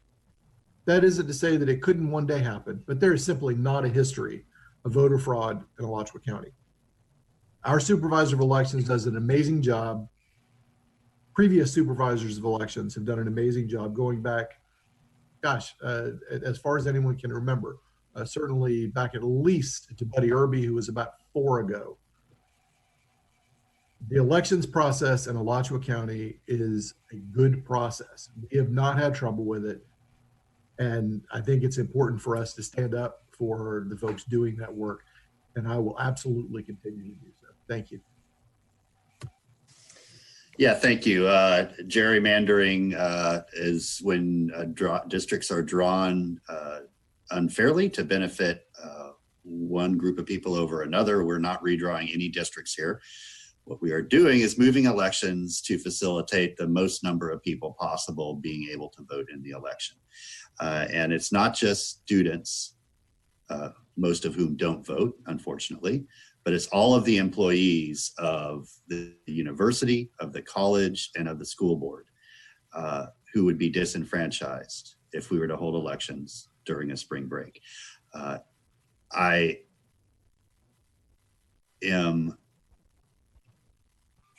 am disturbed but not shocked that we have people in 2020 arguing that we should try to keep people away from the ballot box. That because they spend a short amount of time here, they value less than other human beings. That their voice doesn't matter and we should set the rules to keep them away from participating in the political process. But we know those voices exist and they are out there, and that is why people who do support and stand up for fair and robust elections need to make sure they speak up because there are people out there trying to keep you from voting. And there's an active campaign to do so, to cast doubt on the integrity of the system. Anybody that served on canvassing board knows how much integrity is built in to that process. It's amazing. And that's why I recommend to every commissioner when they come on, serve at least one term on the canvassing board, just so you understand the security and the integrity of that system. And any of you that have done it, I know will reinforce that perspective that I have. And because we have public comment, people are welcome to their opinions, but there were just too many inaccuracies there to not address. Commissioner Ariola. Thank you, Mr. Mayor. I just wanted to go ahead and just thank the commissioner for bringing this for pulling this off consent. I believe that I did something similar last year, so we're on the same wavelength in terms of opening up voting opportunities to all of our residents. And something that I always say whenever someone brings up students somehow being a separate part of this community, the students are such a huge part, and they really have stepped up. Even when they were asked by their university to go away, I have students still scheduling meetings with me to talk about the things that they were interested in and the things they wanted to focus on to help the Gainesville community that they're a part of. So, I'm just like you, Mr. Mayor. I think I'm dismayed when I hear people try to exclude people from our community. And so I just wanted to say that. All right, thank you. Let's go ahead and move to a roll call vote. Hey, Santos. Aye. Ward. Aye. Warren. Aye. Simmons. Aye. Johnson. Aye. Ariola. Aye. Mayor Pope. Aye, motion passes unanimously. All right, next item, Madam Clerk. Next item is CA-9, request to host and participate in a strategic planning workshop with the recommendation that the commission approve hosting and participating in a workshop on June 2nd and 3rd, 2020 to discuss strategic planning priorities. Commissioner You've been muted. To unmute yourself, press the star key twice. Mr. Scott, do you have a comment on this strategic workshop? My apologies. Sorry. Please go ahead. Commissioner Santos. Thank you, Mr. Mayor. I think this may have been taken care of, but I want to make sure that when I talked to the consultant before, this was more focused on general government. I think it's important that when we have our strategic plan, that it's GRU and general government, and we have one vision for our city. Talking to Ms. Polarski last week, I think, or maybe earlier this week about this, I think he agreed as well. So I just want to make sure that when we're doing the strategic planning workshop, it's not just general government, but it's general government and GRU all in one vision for the city, because I think that's how we're going to solve our problems. Okay, thank you. I don't think you get any opposition from the commission, so we'll just make sure that Mr. Blarski and Mr. Feldman hear that clearly from us as we approve this motion as we move forward. Do either of you have any questions, Mr. Blarski, Mr. Feldman? From my standpoint, I think we're clear. Okay. Can you hear me? We can hear you. Oh, yeah. I, like Lee, have no questions. Full agreement. Okay. Very good. I'm sorry, Commissioner Santos, you want to make a motion? Sure. I move that we approve hosting approve staff recommendation. Okay. Second. Commissioner Ward on the second. Larry, members of the public wish to speak on this motion. We do, Mayor, have one speaker, Mr. Scott, to speak on this item. Mr. Scott, please go ahead. To Mayor Poe, Commissioner Nathan Scott. First, with respect to the workshops, I think it's very important the city have a transparent and open budget discussion regarding GRU and general government fund, particularly the general fund transfer amount and the tax increases that and rate increases that GRU customers can expect by the city's unwillingness to tighten its belt in difficult financial times. Secondly, again, I want to point out for the record, the commission did not address my comment. In fact, it distorted it on the last agenda item. And you failed to discuss, while you were virtue signaling, the fact that the supervisor of election does not require absentee ballots to be signed across the seal. Yes, that was my comment. You guys distorted it to saying that I'm disenfranchising students, which is furthest from the truth. So stop distorting the facts and trying to get the last word, because it's inappropriate, commissioners. It's not what I said. For the record, you know what I said. Students have the right to vote in early voting and by absentee ballot, and I didn't say that they shouldn't vote at all. That's Mr. Scott, you need to keep your remarks on. You need to keep your remarks on this item. I did. I did. Larry, do we have any other callers? Signaling. Thank you. No, sir. We do not have any other callers. No, sir. Okay, very good. Commissioner Johnson. Thank you, Mayor. Along the same line as what Commissioner Hayes Santos was saying, I'm wondering how the other charter officers are going to be involved in this process with the strategic planning, because I think it is important to consider our other charter officers in this. So is there a way of, especially I'm thinking the Office of Equity and Inclusion, how will that happen?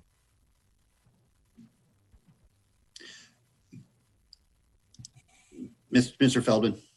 Sure. So all the charters have been invited to have a discussion with the consultant, but ultimately it's your workshop and it will be your priorities and goals that are set. I believe everybody ought to be at the table to answer questions, and it's clearly intended to be that way. Perfect. So, but it would be incumbent upon the other charters to participate. Okay, that sounds good. Thank you. Yeah, and my advice to the members of the commission, if there are particular things that you want to bring up and talk about that maybe are predominantly housed under one charter or another, is have some conversations with them prior so they're aware of it and they can prepare and make sure they have the sort of resources and answers that you need for that.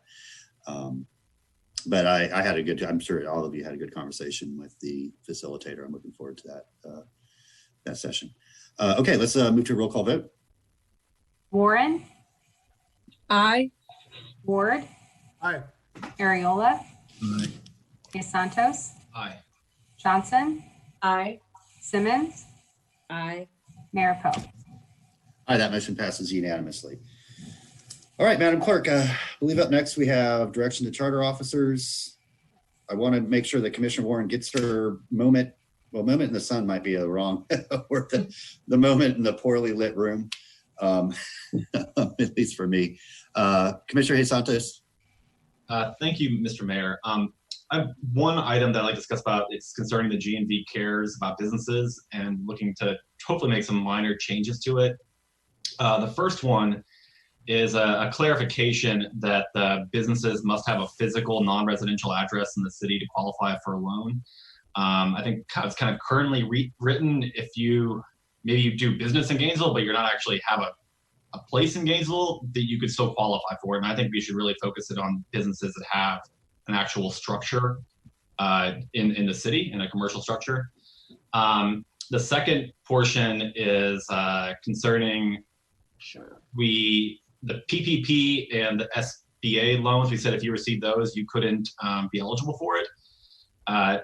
I'm good with the PPP, but the SBA emergency loan, some businesses only like $1,000. It wasn't a lot of money. I think it capped out at $10,000. The PPP could have been hundreds of thousands of dollars. And that SBA loan, I don't think we should exclude people who receive that. I think we should just use the PPP because it could have been a very small amount for businesses and they might have just been left out for proceeding. Okay, thank you. I'm just going to speak for myself. I think Commissioner Simmons and Ward had, I don't know if it's on this topic or something else. I'm just not interested in making any changes. I want to move forward. We need to get it out. We could sort of talk this to death. And the businesses and the people that have been waiting to apply, they've looked at the standards and the rules, they've looked on our site and they know what the requirements are. And, I'm just, we need to get this thing out and I'm not going to support any other changes to it at this point. Commissioner Simmons, was it on, did you have a different topic or is it on this point, GNV cares? Okay, so go ahead. Yeah, I was under the impression that we were going to have a conversation about the GNV cares from our last meeting. I'm looking at the agenda and the actual backup regarding the implementation and the guideline of GNV cares is in the backup as item number 191189. I'm kind of blown away right now that we kind of just want to sweep over this and not have a actual conversation about it. I know that we are, we want to move forward and some of us don't want to make changes. And I just think that's not fair to those of us that want to have this conversation. So, I really want to have this conversation because the city manager sent over some visual aids over the last couple of days for us to look at. And I would like to discuss that. And for those visual aids not to be included in the backup, I think could be misleading. The residents and the citizens need to know the actual concept of what we're trying to do. And I have some unanswered questions that I would like answered, and I would like to hear what my fellow commissioners have to say. So I want to discuss this topic. That's fine. We are discussing it presently. It was not on the agenda. The commission did not ask for it to be put on the agenda last meeting. It was not included on the agenda that was published. And so that's fine. I'm just saying that's why there's not that backup there, because there wasn't a specific item on the agenda to talk about GNV cares. It was my impression that we gave final direction to the city manager last time. That being said, this is our opportunity to discuss things that need discussed, and I'm certainly happy to hear your concerns and suggestions. With respect to this, as well as what the other commissioners have to say. Okay, let me say this.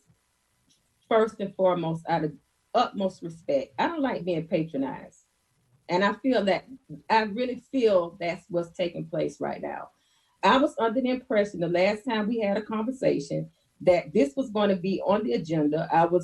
From my understanding, that was the case from the city manager, that the issues that we brought forth in the last commission meeting would be addressed.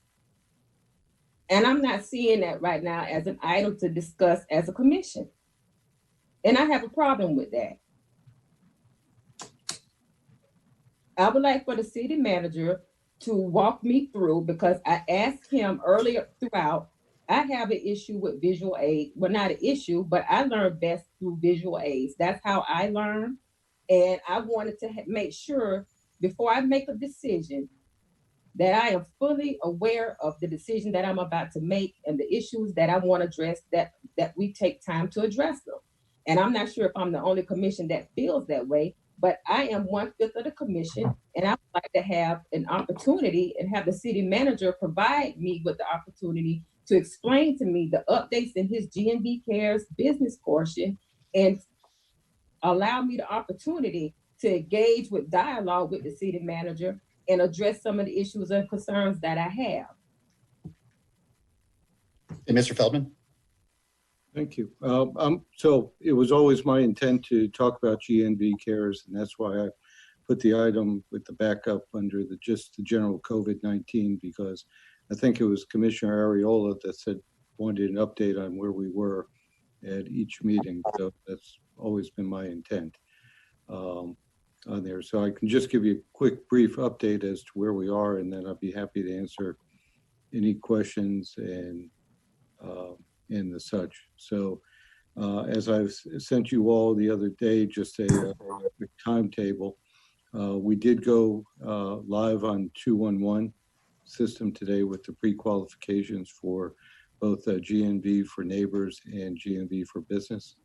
It's our intent at this point to have the GNV for neighbors applications go live on May 11th for a 7-day period, and then GNV for businesses to go live on May 14th for a 7-day period. Each one will take about 2 days for us to evaluate once the period closes. And as the commission requested at the last meeting, we have a system in place where we can randomize. We're just finalizing what that is. So these are no longer first come, first serve applications.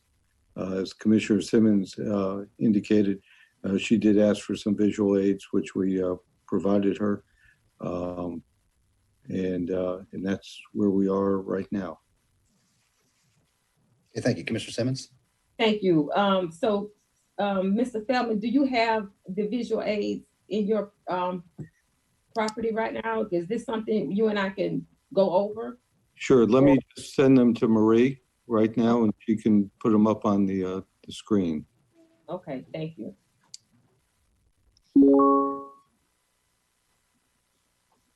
So just bear with us for a second. I just sent them to the clerk.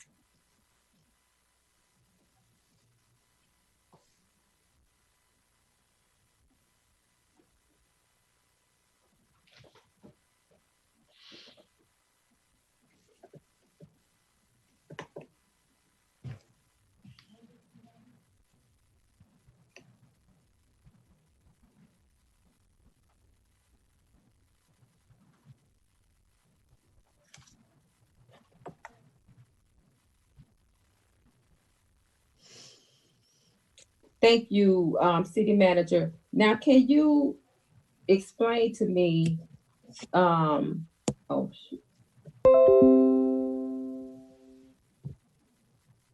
Can you explain to me I believe it's the third slide, the very last scenario? Because what you did, you gave me very different scenarios and how the process would work. And so I was very interested, I believe it's the very last slide or the very last scenario where it was two, I think it was the pizza plate. Yeah, Big Lenny's Pizza. Can you walk me through this process briefly? Sure, and let, if you don't mind, I can, if I share the the general concern that you expressed, and then Okay. I think that would put into context this slide. So as Commissioner Simmons and I had discussed, there was a concern about one individual owning multiple businesses that could apply under GNV Cares for Businesses and get more than one award ultimately for those businesses. So in this scenario,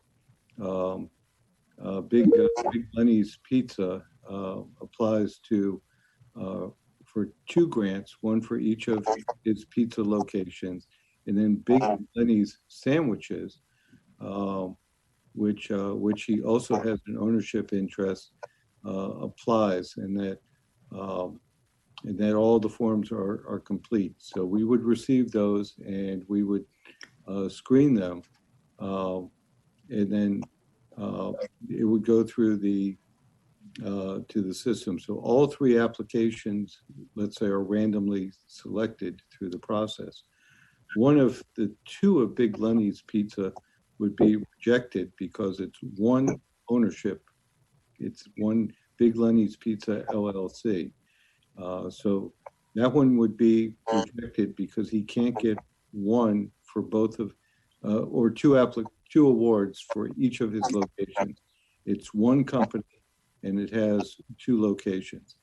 However, his 3rd company, which in this case is Big Lenny's Sandwich LLC, which he has a 51%. I'm sorry. In this example, he would have a 33% ownership interest, and his employees have the rest. He would be eligible for an award for Big Lenny's Sandwich, since that's a separate corporate entity with a different ownership configuration.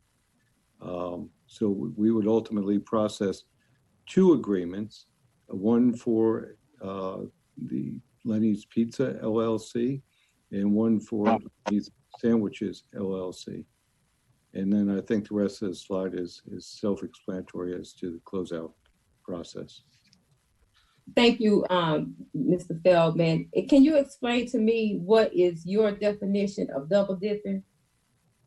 So my definition of double dipping would be in that first part of the scenario where you have one corporation that has 2 locations. They apply for both locations and they would be awarded for both locations. That's not allowed under our program, but that would be an example of somebody who tried to double dip. So one corporation has 2 locations and they are awarded for both locations. So are we awarding the locations, or are we awarding the businesses or the business owner? And I think that's the confusion that I have. The criteria is based on the business owner's information, but are we actually awarding the grant based on the business owner or the businesses themselves? It's the corporate entity. Okay. So a corporate entity may have 1 location, may have 3 locations, but the corporate entity is responsible for paying a business receipt tax. The corporate entity has their employees that are combined, so they would not be counted as separate. Employees at multiple locations are not considered separate. So let's say I had a pizza business and I had 5 locations and each location had 12 employees. I would not be eligible to participate because my corporate entity would have 60 employees at that point. So would a single member LLC be considered a corporation or entity when they're just a single member LLC? And that's just because of the way for tax purposes. It's one person, but it's for tax purposes, they're created a single member LLC. So how would that work? It would be the LLC that's applying. And the LLC would need to have a business tax receipt. Okay. And be current in their business taxes. So if I am a business owner and I run a business out of my house and I use my EIN number or my social security number, and maybe I have a fictitious name and not necessarily a business corporation or LLC, but just a regular fictitious name, will I also, how would that work? I'm eligible for a grant, and will that what would the criteria be for that, and how would that would that give me, well, I guess the word I'm looking for, will that not push me out, but will that allow me the same opportunity as a corporation? So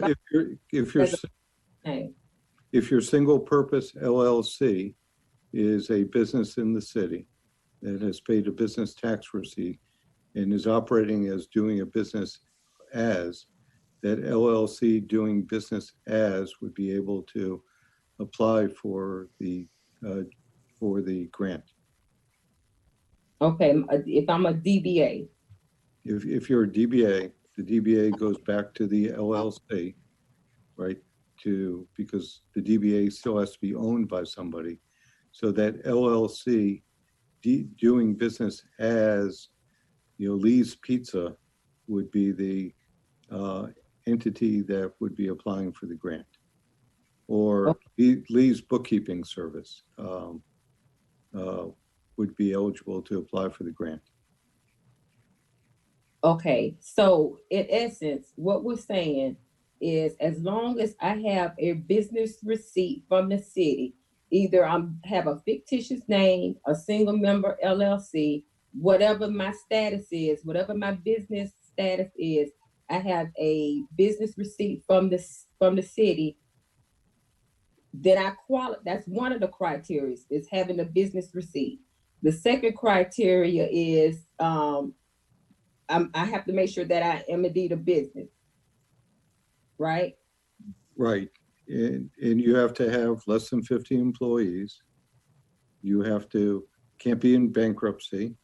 You cannot have received the PPP and SBA money.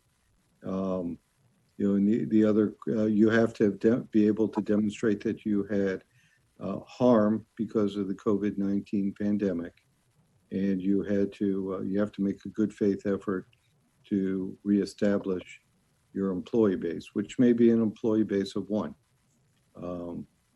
but you have to make some self-certifications that you are going to be in compliance with the goals of the program.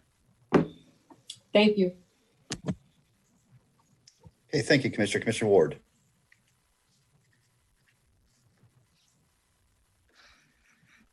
This wasn't why I raised my hand in the first place, but I do want to reiterate what I have said every time we talked about this. Time is of the essence. I want to get these applications out and processed and money in the hands of the people that need it. I don't want us to talk about this in another meeting. I would like progress reports. I would like to know how we're doing and where we are. And we got that progress report, I believe it was yesterday, with the timeline. And I appreciate that, but this needs to move forward. There are people who are, can't pay their rent. There are people who are going to have to fire employees and shut down, and we can do something about that. But we need to move forward with haste. I don't want to make mistakes, but it is. I cannot overstress how important it is that we get this moving. The state is not moving, in my opinion, the way they should be. The federal government has been dragging their feet. We don't need to drag our feet. We need to move ahead and help people where we can. And I want to reiterate that this is the first help that we're offering. I hope there are other things we'll be able to offer. I know the county has been talking about the potential of doing local processing of unemployment applications. There are lots of creative ways for us to be helpful to people, but this is on the table and has been on the table for a number of weeks now, and I hope that we can move it forward. That's all I have to say about it. Thank you. Thank you. Commissioner Santos. Thank you, Mr. Mayor, and I couldn't agree with you more, Commissioner Ward. These changes I'm proposing would not change the timeline at all. They're very simple things. They wouldn't change any logic or anything like that. I'll try to put it out there, see what happens. I'd like to move that we remove the requirement that if you received an SBA emergency loan, you would be ineligible for the GNV Cares About Business section. And then we would also add in a requirement that you must have a physical non-residential address in the city to qualify for one. Okay, is there a second to the motion? Okay, motion dies for lack of a second. Commissioner Simmons, I saw your hand up and now did you take it back down? Are you good? Oh, there you go. Thank you, Mayor. And I agree. We need to really get this money out to the businesses and folks that need it the most. But I just want to make sure before I make any decisions that all the questions that I have are answered. And I want to make sure that whatever course we take, that we ask questions that's going to clarify certain situations. We do need to get the money out, but I want to make sure that the amount of money that we're spending, which is a drop in the bucket, but we maximize that and we make sure the people that need it get it, and we do it the right way. That's the reason for my questioning. I appreciate the city manager and the staff and everything that they've done, but I just want to make sure any decisions that I make, that I'm making a very well thought out decision. And that's with anything that we do here, and that's what we're supposed to do. So thank you so much, Mr. Manager, for clarifying that and always being there when I need you and having such a great staff. But we need to get this out, and I'm going to continue to ask those questions. Thank you. Thank you. Commissioner Ward, did you have something else that you had your hand up for earlier? Thank you, Mr. Mayor. Moving on from that issue, and moving back to elections, in conversation with the supervisor of elections, I understand that that she and her office are worried about not having enough volunteers, both for the August primary and for November for the general election. And I would like us to direct staff, without exception, maybe to come back, or direct the charters to come back to us and let us know if it would be possible to have city staff, both general government and GRU, available for, I don't know if we would call it paid leave or whatever the right way to do it would be, but to make it an option for city staff to work not only a day of training, but a day of working the polls as well. If they are in fact still down hundreds of volunteers going into the primary and the general election, I would think that at least some of our more than 2,000 workers would be interested in being a part of that civic project. So I'd love to hear from, not necessarily right now, but to hear what the ramifications of that might be and what the possibilities might be at our next meeting from our charters. Thank you. Yeah, thank you. Without objection, I think we just give the charters a little time to think about that, what it would look like, and get, of course, HR to weigh in and make sure that we can do. I'm sure we can, but let HR weigh in a little bit. And I'll bring this up with Hutch too, because if the county can also help out outside city limits, or even inside, if they so choose, that would I think lighten the burden for Supervisor Barton tremendously. So cool idea. Okay, we get to our main event. Cannot believe, Commissioner Warren, 6 years ago, 6 years ago, you took an oath of office. And I know you're probably exhausted from that 6 years of service. A lot has happened. And I know, knowing you, that you're bittersweet about your departure. I know that your wife is incredibly excited to get you back full time. Is she in the room? Hey, Flo. But I'm just so proud of you. And so a few of us put together a recording to share with you. And then after we show that, we'll allow any other commissioners to make any comments. Then we'll allow the charter officers or other employees, if they wish to make any comments. And then we'll turn it over to you to give us your final goodbye. And so with that, Raul, if you're ready, if we could roll the video portion of this.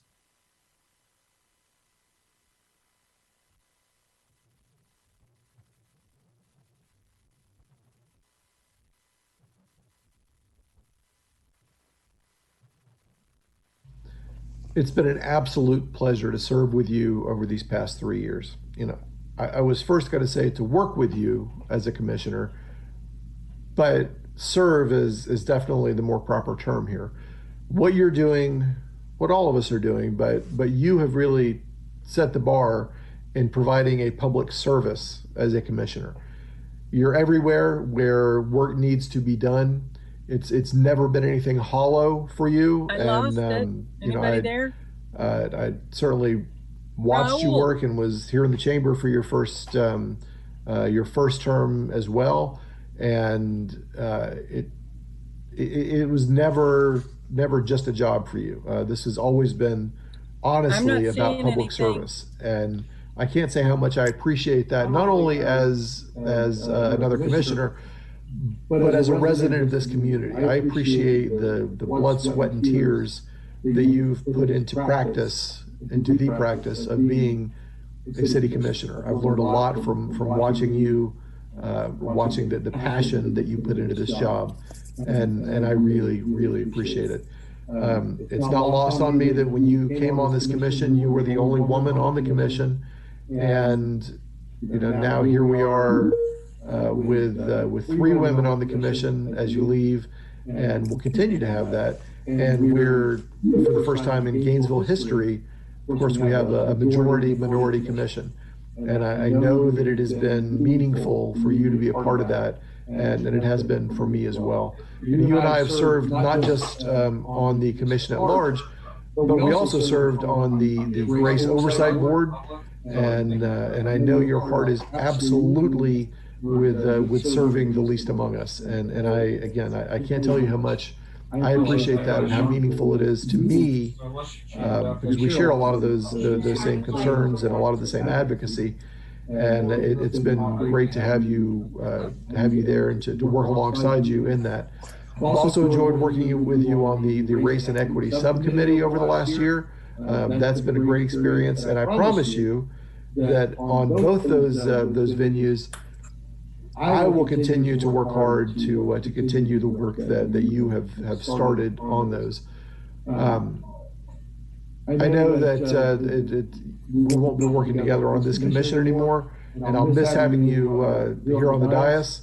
But certainly, I'm not going to miss you in the community, because I know you're still going to be there for all those things that you have been there during your time as a commissioner and before that. I know that your service to the community will not be diminished. Thank you for everything you've done, and I will absolutely miss your voice on the commission. Madam Clerk, can we pause? Commissioner Warren. Madam Clerk, I remember one of the Raul, last is anybody out there listening? Can we please? Yes, thank you. Helen, am I understanding that you can't see or hear anything? Yes, I can hear. And I've got the interpreter showing, and she's beautiful. It's fun to watch, but I don't understand that language good enough. So you hear what's going on, but all your whole screen is the ALS interpreter? Yeah, and she's good. She's real good. Okay, Madam Clerk, is there any? Try to switch camera, Helen. That's what I have to do on mine. Unfortunately, I don't have any. I don't know how to offer to. Yeah, it's okay. I'm now getting individuals, but I don't have that screen sharing thing going on. Oh. Okay, wait. No, switch to screen share. Don't hit that. That'll share yours with us. No, I think on the iPad it does it. Oh, okay. You should see Gail frozen in time. She is frozen in time. Okay, you're there. Okay, Raul, we can continue. Thank you. We'll also send you a copy, Commissioner Warren. Because I was in office, you gave me this. Can you read it? It says, "Man who says it cannot be done should not interrupt a woman who's doing it. Chinese proverb. And we had such a good laugh over that.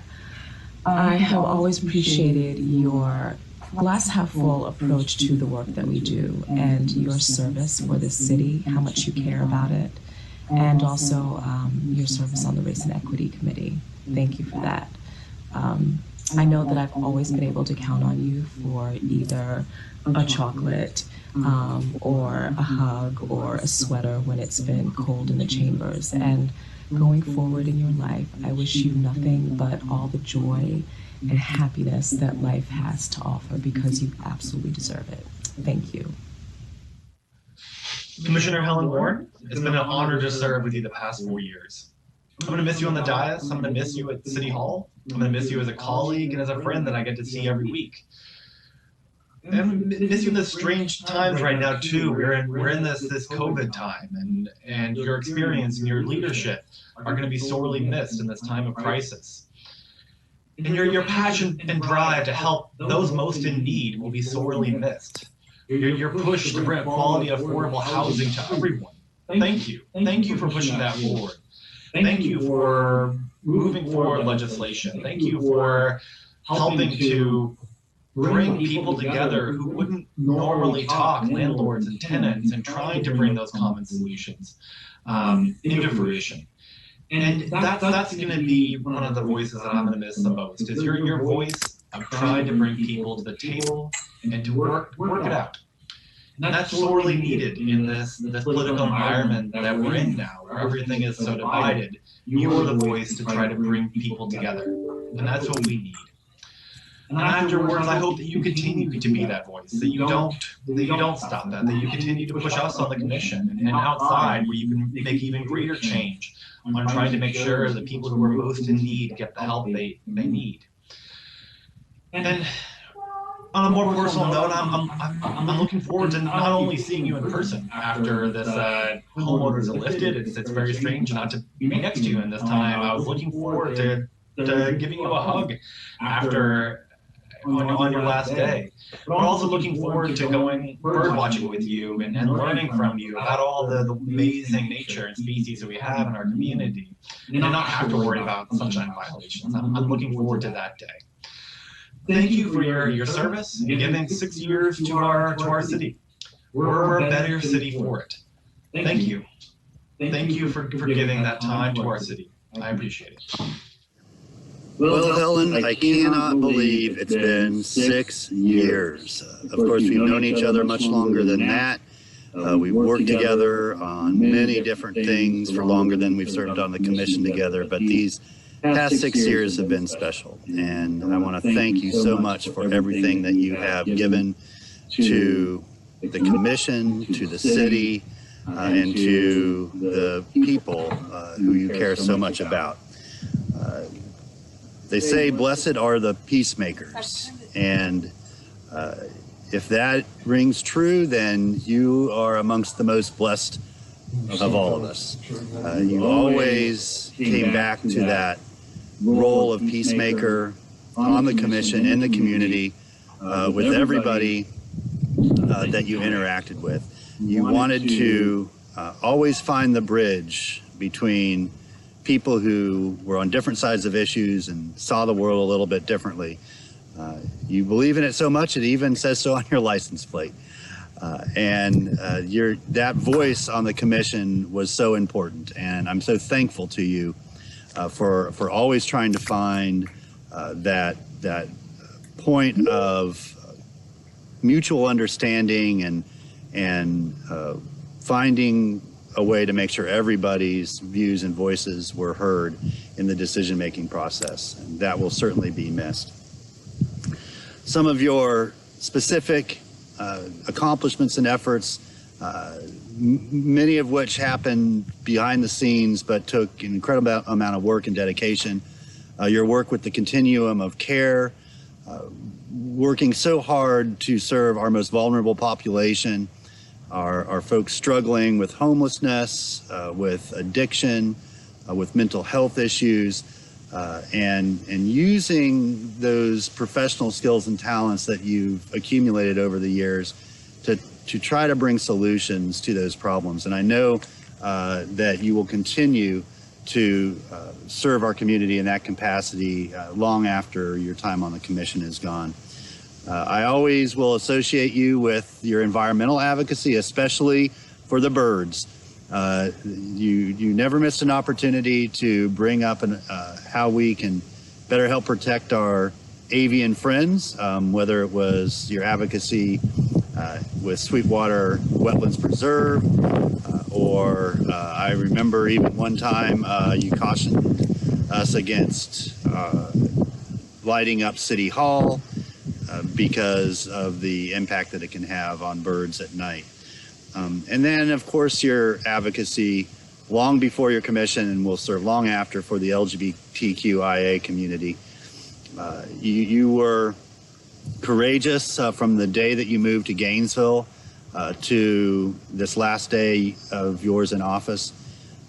You knew what a hard fight was ahead of you, but you met an incredible group of fighters and advocates here in Gainesville that helped convince you to stay in Gainesville and become part of what would be an incredible movement to bring full equality and equal rights to every person, regardless of their gender identity or sexual orientation. I know that you will continue to fight. I know you will not be shy about reaching out to me and the rest of the commission when you have things that you think that we need to hear. But I also encourage you to relax. Spend some time with your amazing wife, those two wonderful daughters of yours, and all of those friends who've missed you and missed your company over all these years that you've dedicated to the city of Gainesville and all of our neighbors. So Helen, thank you for your service. I will miss you, but I know that I'll hear from you. And so until next we speak, thank you.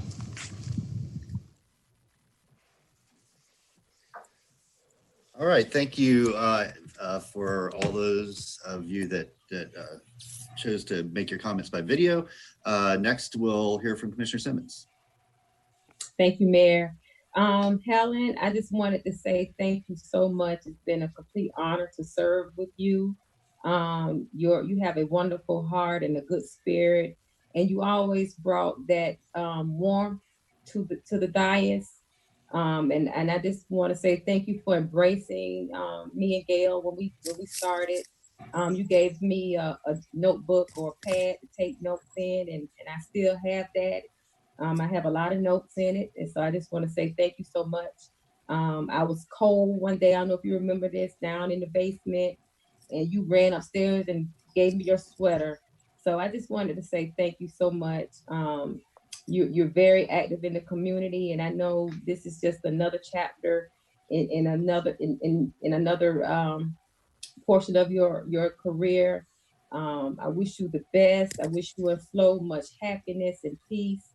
And I'm still looking forward to working with you. I don't think this is the end. I don't think you're going to sit down and stop and just do nothing. I think that you will be actively involved in the community. So I just want to say thank you so much for being such an embracing person and loving and kind individual.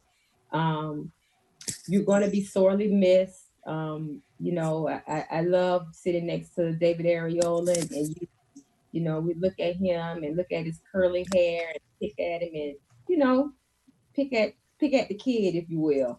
So, you know, we're gonna miss you. And I really enjoyed you, and I wish you nothing but the best of luck in whatever your future endeavors are.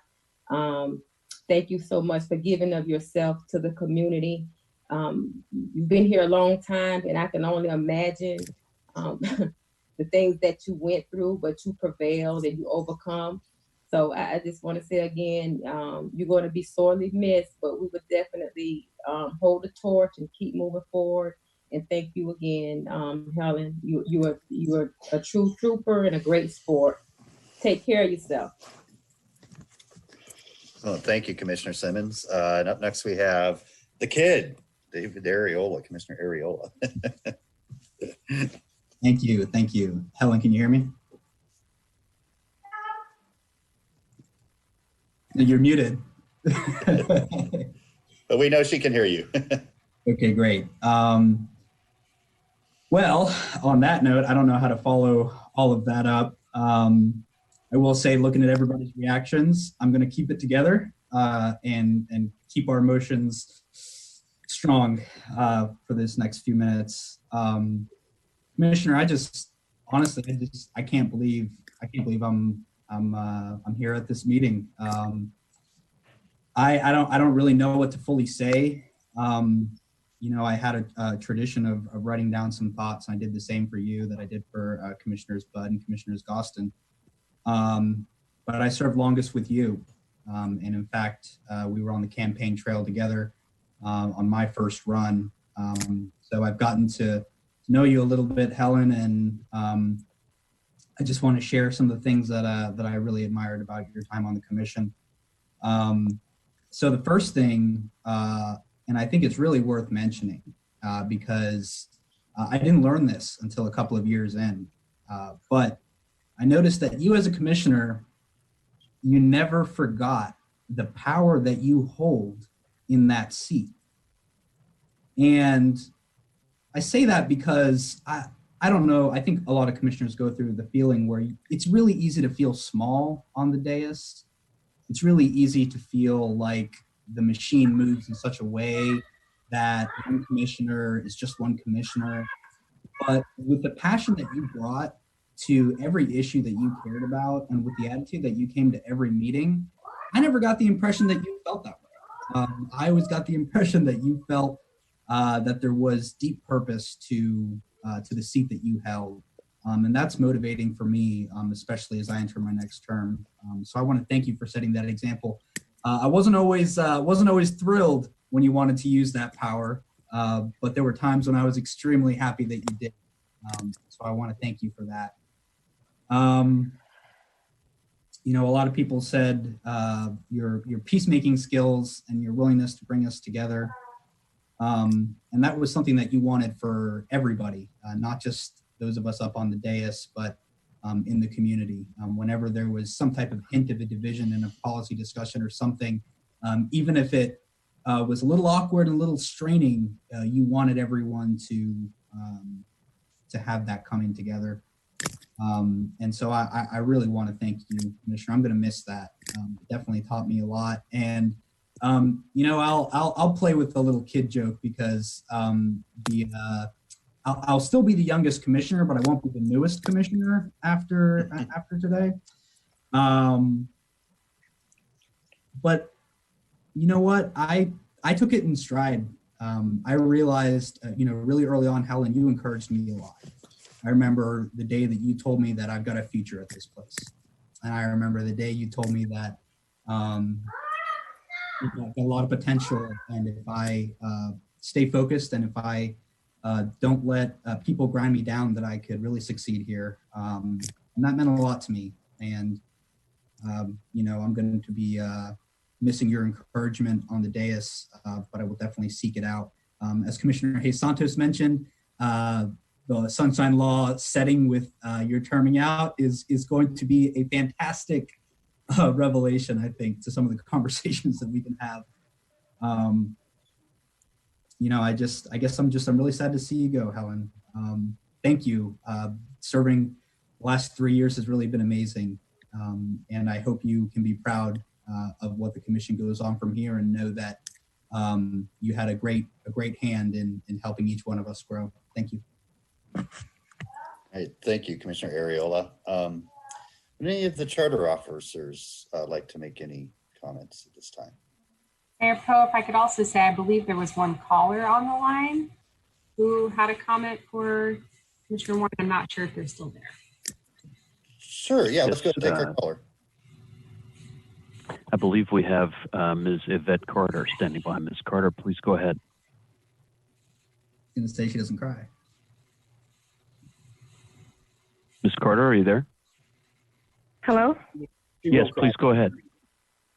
I'm here. Can you hear me? Yes, ma'am. Oh.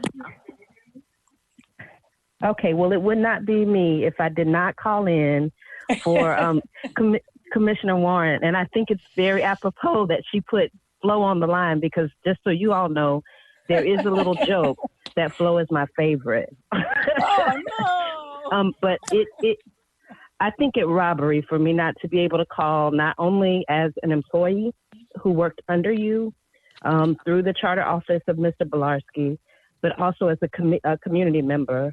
You have been so very supportive of all of the efforts of my sorority, Zeta Phi Beta Sorority Incorporated. Yes. And I will speak on behalf of them since nobody else is on the line. We just greatly appreciate all of your support, for you listening, for you holding us accountable, for you allowing us to hold you accountable, for always standing up for what is right. So I just wanted to say thank you for being a great boss of my boss. But also thank you for being a great community leader. We will miss you greatly. We'll talk more and more as the days go on. This is not over. Thank you so much, Yvette. Call me. No, me. You just stirred up a hornet. What are those murder hornets? You just poked one of those nests in the Turcotte Warren household. It's an ongoing game. Thank you for calling in, Yvette. That was really kind of you. That was great. Okay, let's see, Mr. Feldman. Let's go to you next. Thank you. So, Commissioner, I just want to tell you, I've over last 3.5 decades, I've worked with lots of elected officials, and you have a quality in you that I call a passion for public service, and it's great to see that. It's really inspirational, not only to me but to others that come in contact with you every day. And on behalf of all of our community builders that work for you and provide service to those we call neighbors and guests in our community, I just want to thank you for the privilege of working for you, even though it's been only a few months, but they've been an enjoyable, fruitful, and productive months, and right up until the very end. And I'm assuming tomorrow and the next day and the next day after that, I will continue to get calls and provide you hopefully the answers that you're looking for. And even when you're done with this chapter of public office, you still have my number, and okay. And I expect it to be used frequently. I'll be gentle with it. Generously gentle. Okay, thank you very much again. Yes. Hey, Lee, what's your number? This is it. I need it. Oh, I'll put it on Facebook. I think one of our restaurants already did anyway, so it's out there. Ms. Marshall, do you want to go next? Yes. So I actually have a couple of messages from my office and my staff that I want to read to you that came from them today. It has truly been a pleasure working with you. You've done a lot for the community as well as the communities at large. Thank you for your service that you have provided. That came from my entire office staff. Well, thank you. Then I had one personally from Miss Sylvia Warren. I think she had to say something. Thanks. Commissioner Warren, it has been an absolute pleasure serving with you. You have always been supportive of our initiatives. Show up to illustrate that you genuinely care. You have been an awesome public servant, and I will miss you dearly.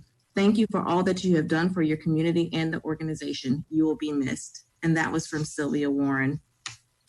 Thank you very much. From myself, I really just want to echo everything that my staff has said. It has really been a pleasure and an honor to serve with you. Coming into a new organization about 1.5 years ago, working for 7 bosses, which I've never done in my career, was absolutely terrifying. I will say that you never missed a beat when it came to asking me how I was adjusting, asking me how my children were adjusting, even remembering that I had a husband overseas, asking how he was doing. And so I truly appreciate that. I felt like you were really trying to get to know me as the individual, as Tanisha, before you got to know me as the EO director. And for that, I will always be appreciative of you because it felt like you really understood that you had to get to know me as a whole to get to know me as a leader. And so you will be greatly missed. I thank you for your service. And I really wish you the best as you embark on your new journey. You'll be missed. I'll be around. Thank you. Thanks, Ms. Marshall. Ms. Bigby, would you like to go next? Thank you, Mayor, Commissioners. Commissioner Warren, being here only 2.5 months, I can't tell you how much I appreciate your warm welcome, welcoming me to the city. My entire team, Eileen Marzak, Vince Iovino, and Brecca Anderson, I think you know some of them very well. We all deeply appreciate your service to the city of Gainesville and support of the Internal Audit Office. So thank you very much, Commissioner Warren, and please stay in touch with us. Thank you. I will be around. Thank you. I saw we had a couple more callers, but let's go ahead and go to Mr. Bolarski next. Yeah, Commissioner Warren, hey, buddy. I hope I don't get too emotional here because you're the only commissioner that I've spent my whole tenure here with. So this is kind of like a breakup. I mean, yeah, this feels weird. So I got to lighten it up. You know how I lighten Yeah. up. Get your jokes and songs going there, Ed. Sing a song.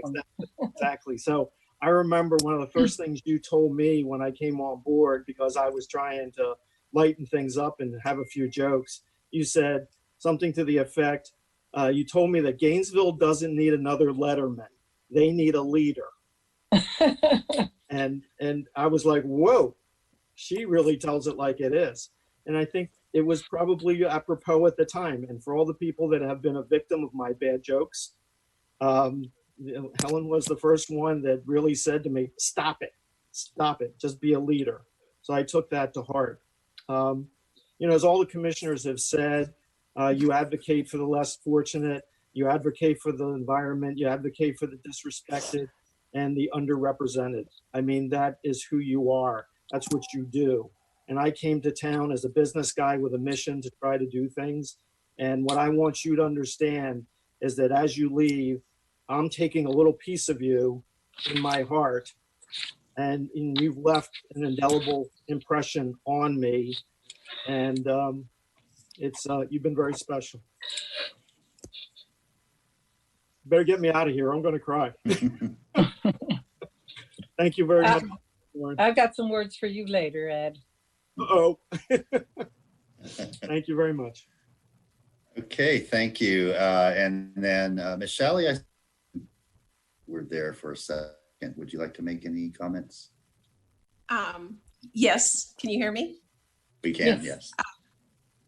Commissioner Warren, I just wanted to thank you so much for your service to the city of Gainesville. I certainly enjoyed working with you, and I wish you all the best in your future endeavors. Thank you very much. I'm not here quite as long as you've been, but you're the rock here, man. You are the rock. Thank you. Thank you. Okay, thank you, everyone, for the commissioners and officers. Larry, we did, I think, have a couple callers, so let's hear from them, and then we'll give Commissioner Warren the last word. Thank you, Mayor. I believe Ms. Evelyn Fox is standing by to speak. Ms. Fox, if you're there, please go ahead. Okay. Well, I'm not going to say farewell to Commissioner Warren. She has truly been a community person. I'll tell you all something that most of you don't know about Helen.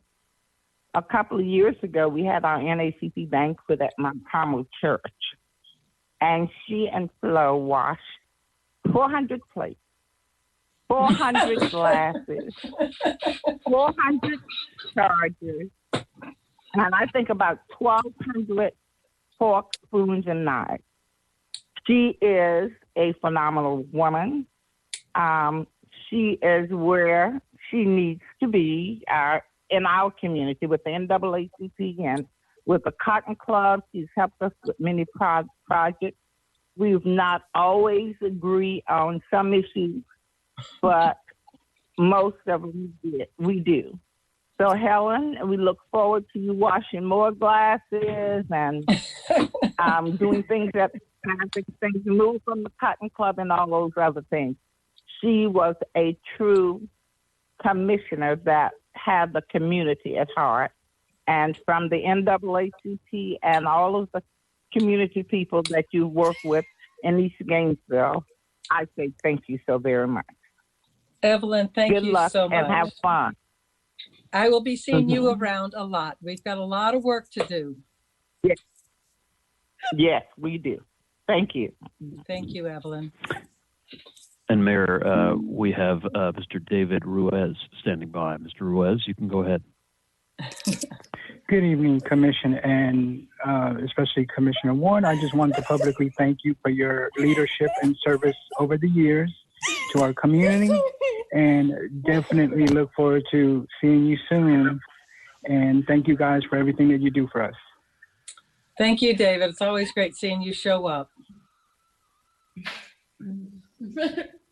Hey, Larry, was that everybody on the line? Yes, sir. Okay, fantastic. So Commissioner Warren, you get the final and last word. I will not even, the only thing I'll say when you're done is we are adjourned. But thank you so much for allowing us to share some of our experiences with you, and we can't wait to hear what you have for us. Okay, well, I did prepare some words, and it's going to be hard for me to keep on track with it. Everything that I've heard from you all tonight has meant a lot. It's been a rough week in many ways, and today just really was a hard day for me. And the things that you said I appreciate, and just to remind everybody that what we are doing together is because there's been others who have come before us and have laid the path for this city to be the great city that it is. And to you, David or Ariola, for what you have said, you know, we are just carrying that torch on from one point to another. When I was on the campaign trail, you know, I thought a lot about what was the role, and the big issue that was going on then was the GREC, the biomass plant, and GRU.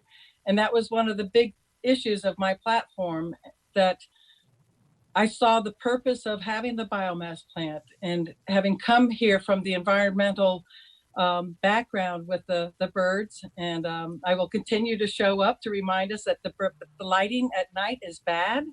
There is an issue going on now that I'll be following up with you all. But this position, the 6 years that I've had with you all and the others,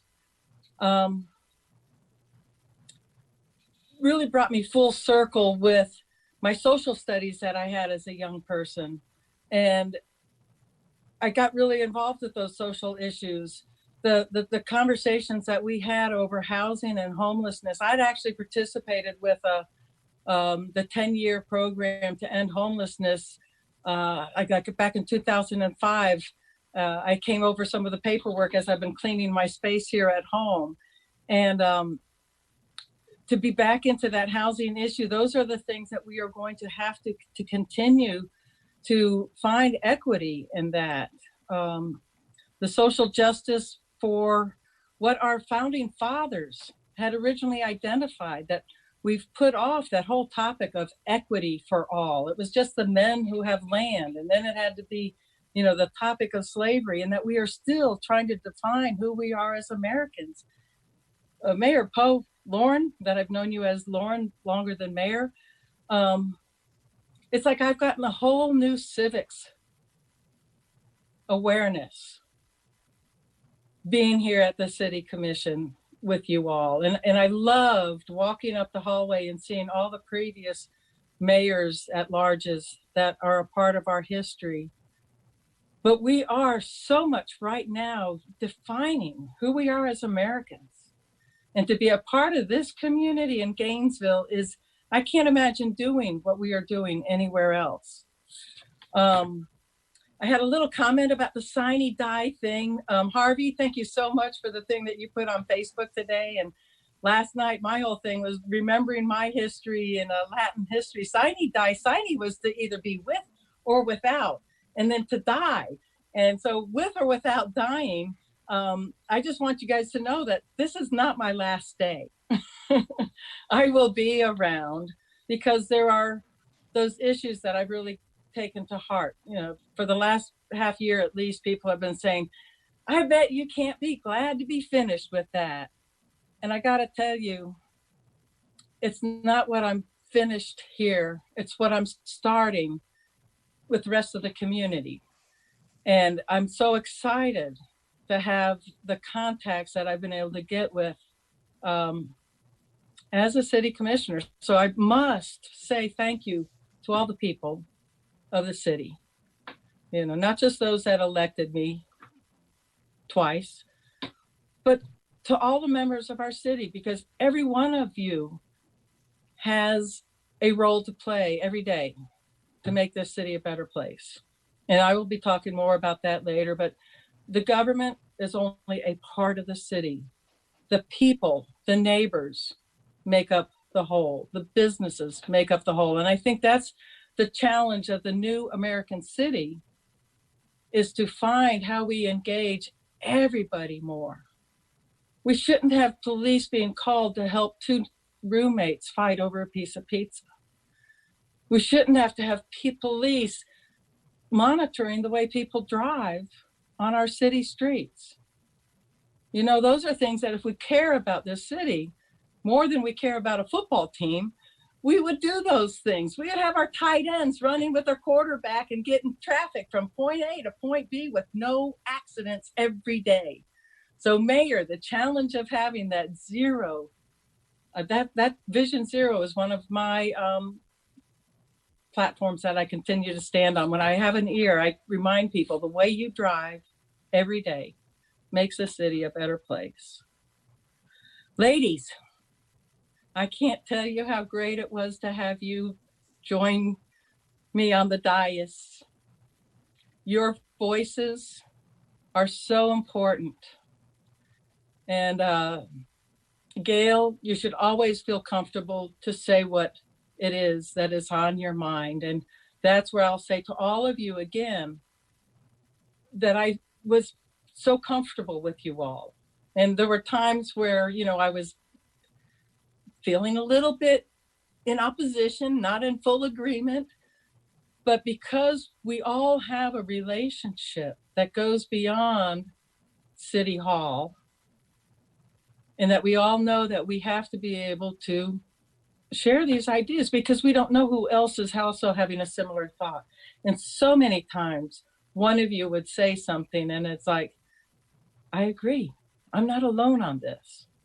So always feel comfortable that you will be able to share those thoughts. And here's another thing I learned very early. Always eat the meals together. I can't tell you how important that is. You are missed when people aren't in the room.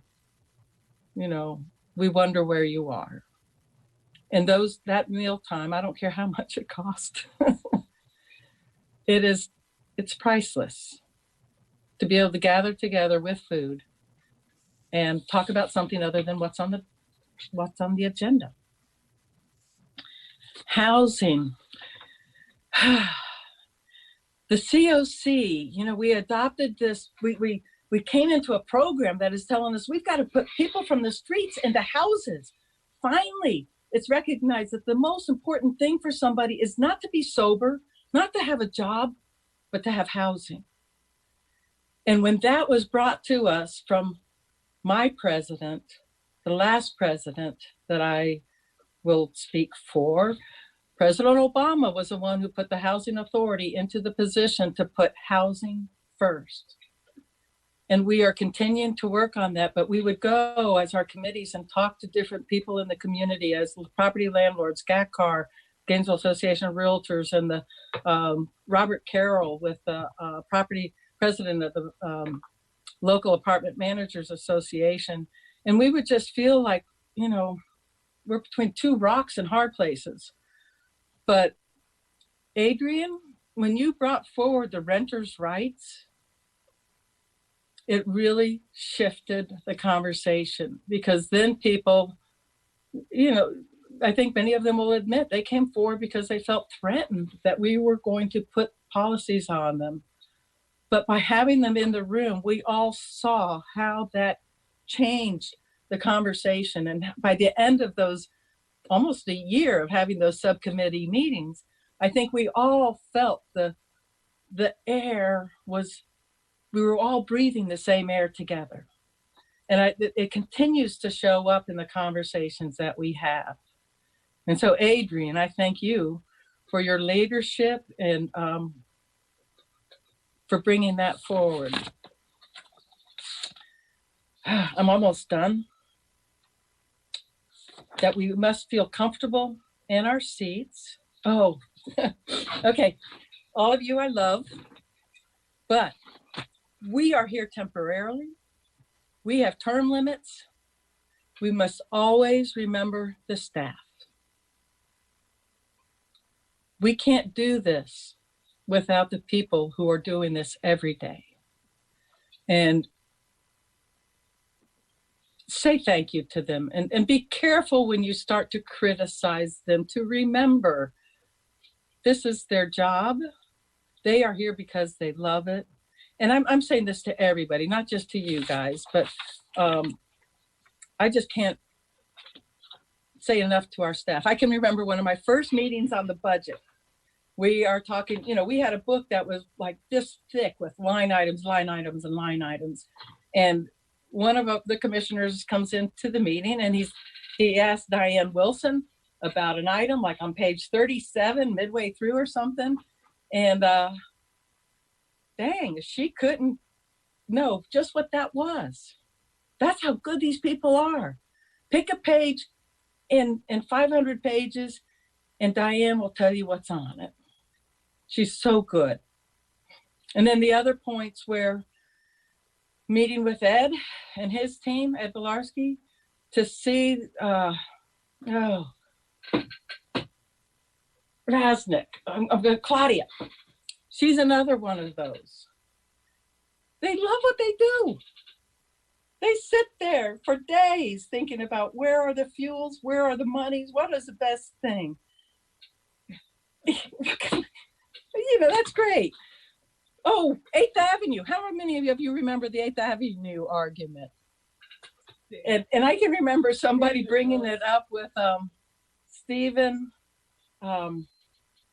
Broad. Oh, where's Teresa Scott? Teresa, well, okay, so I'm thinking, because I'm such a great environmentalist, I know how water flows. And I ask a question to the engineers, well, have you thought about this, you know, what the water does? And they're so patient and kind, and it's like, yeah, we thought about that. And then I realized, you know, they too, this is what they study. They probably have thought about it in 10 different ways.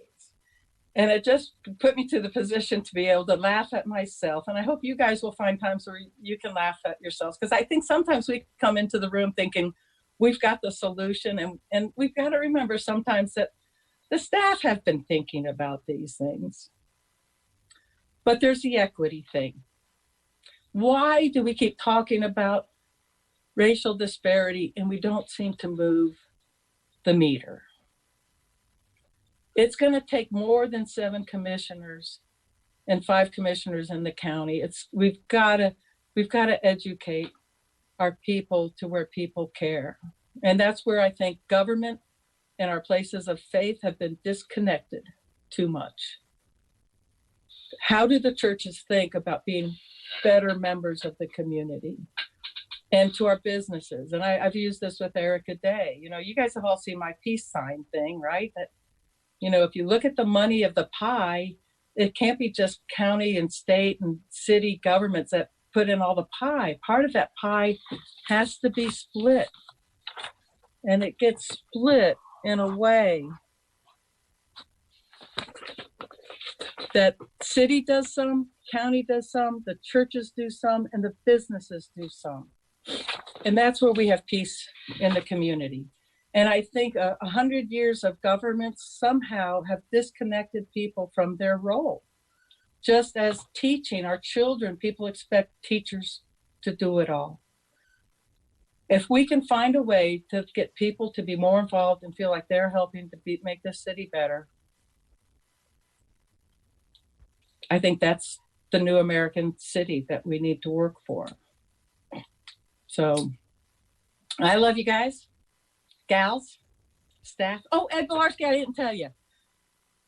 You are my favorite.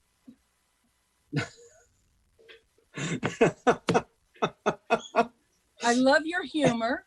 I love your humor. And when you first got here, you know, I didn't vote for you.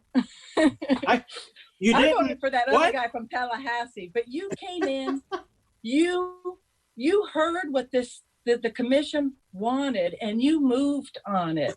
Sometimes a little bit obnoxiously on Facebook and your emails back and forth with Gordon, but you got us the prize.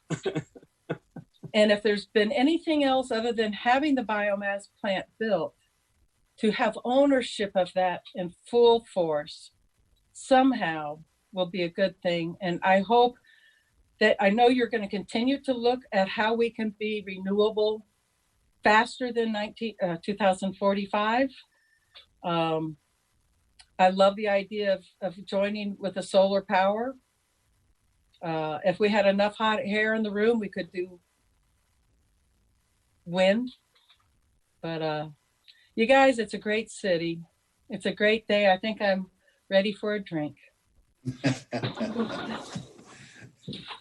And dinner. I love you all, and I know I'll see you around. Love you too, Helen. Thank you, Commissioner. We love you too. Thank you so much for all of your service. And with that, this meeting is adjourned. Great.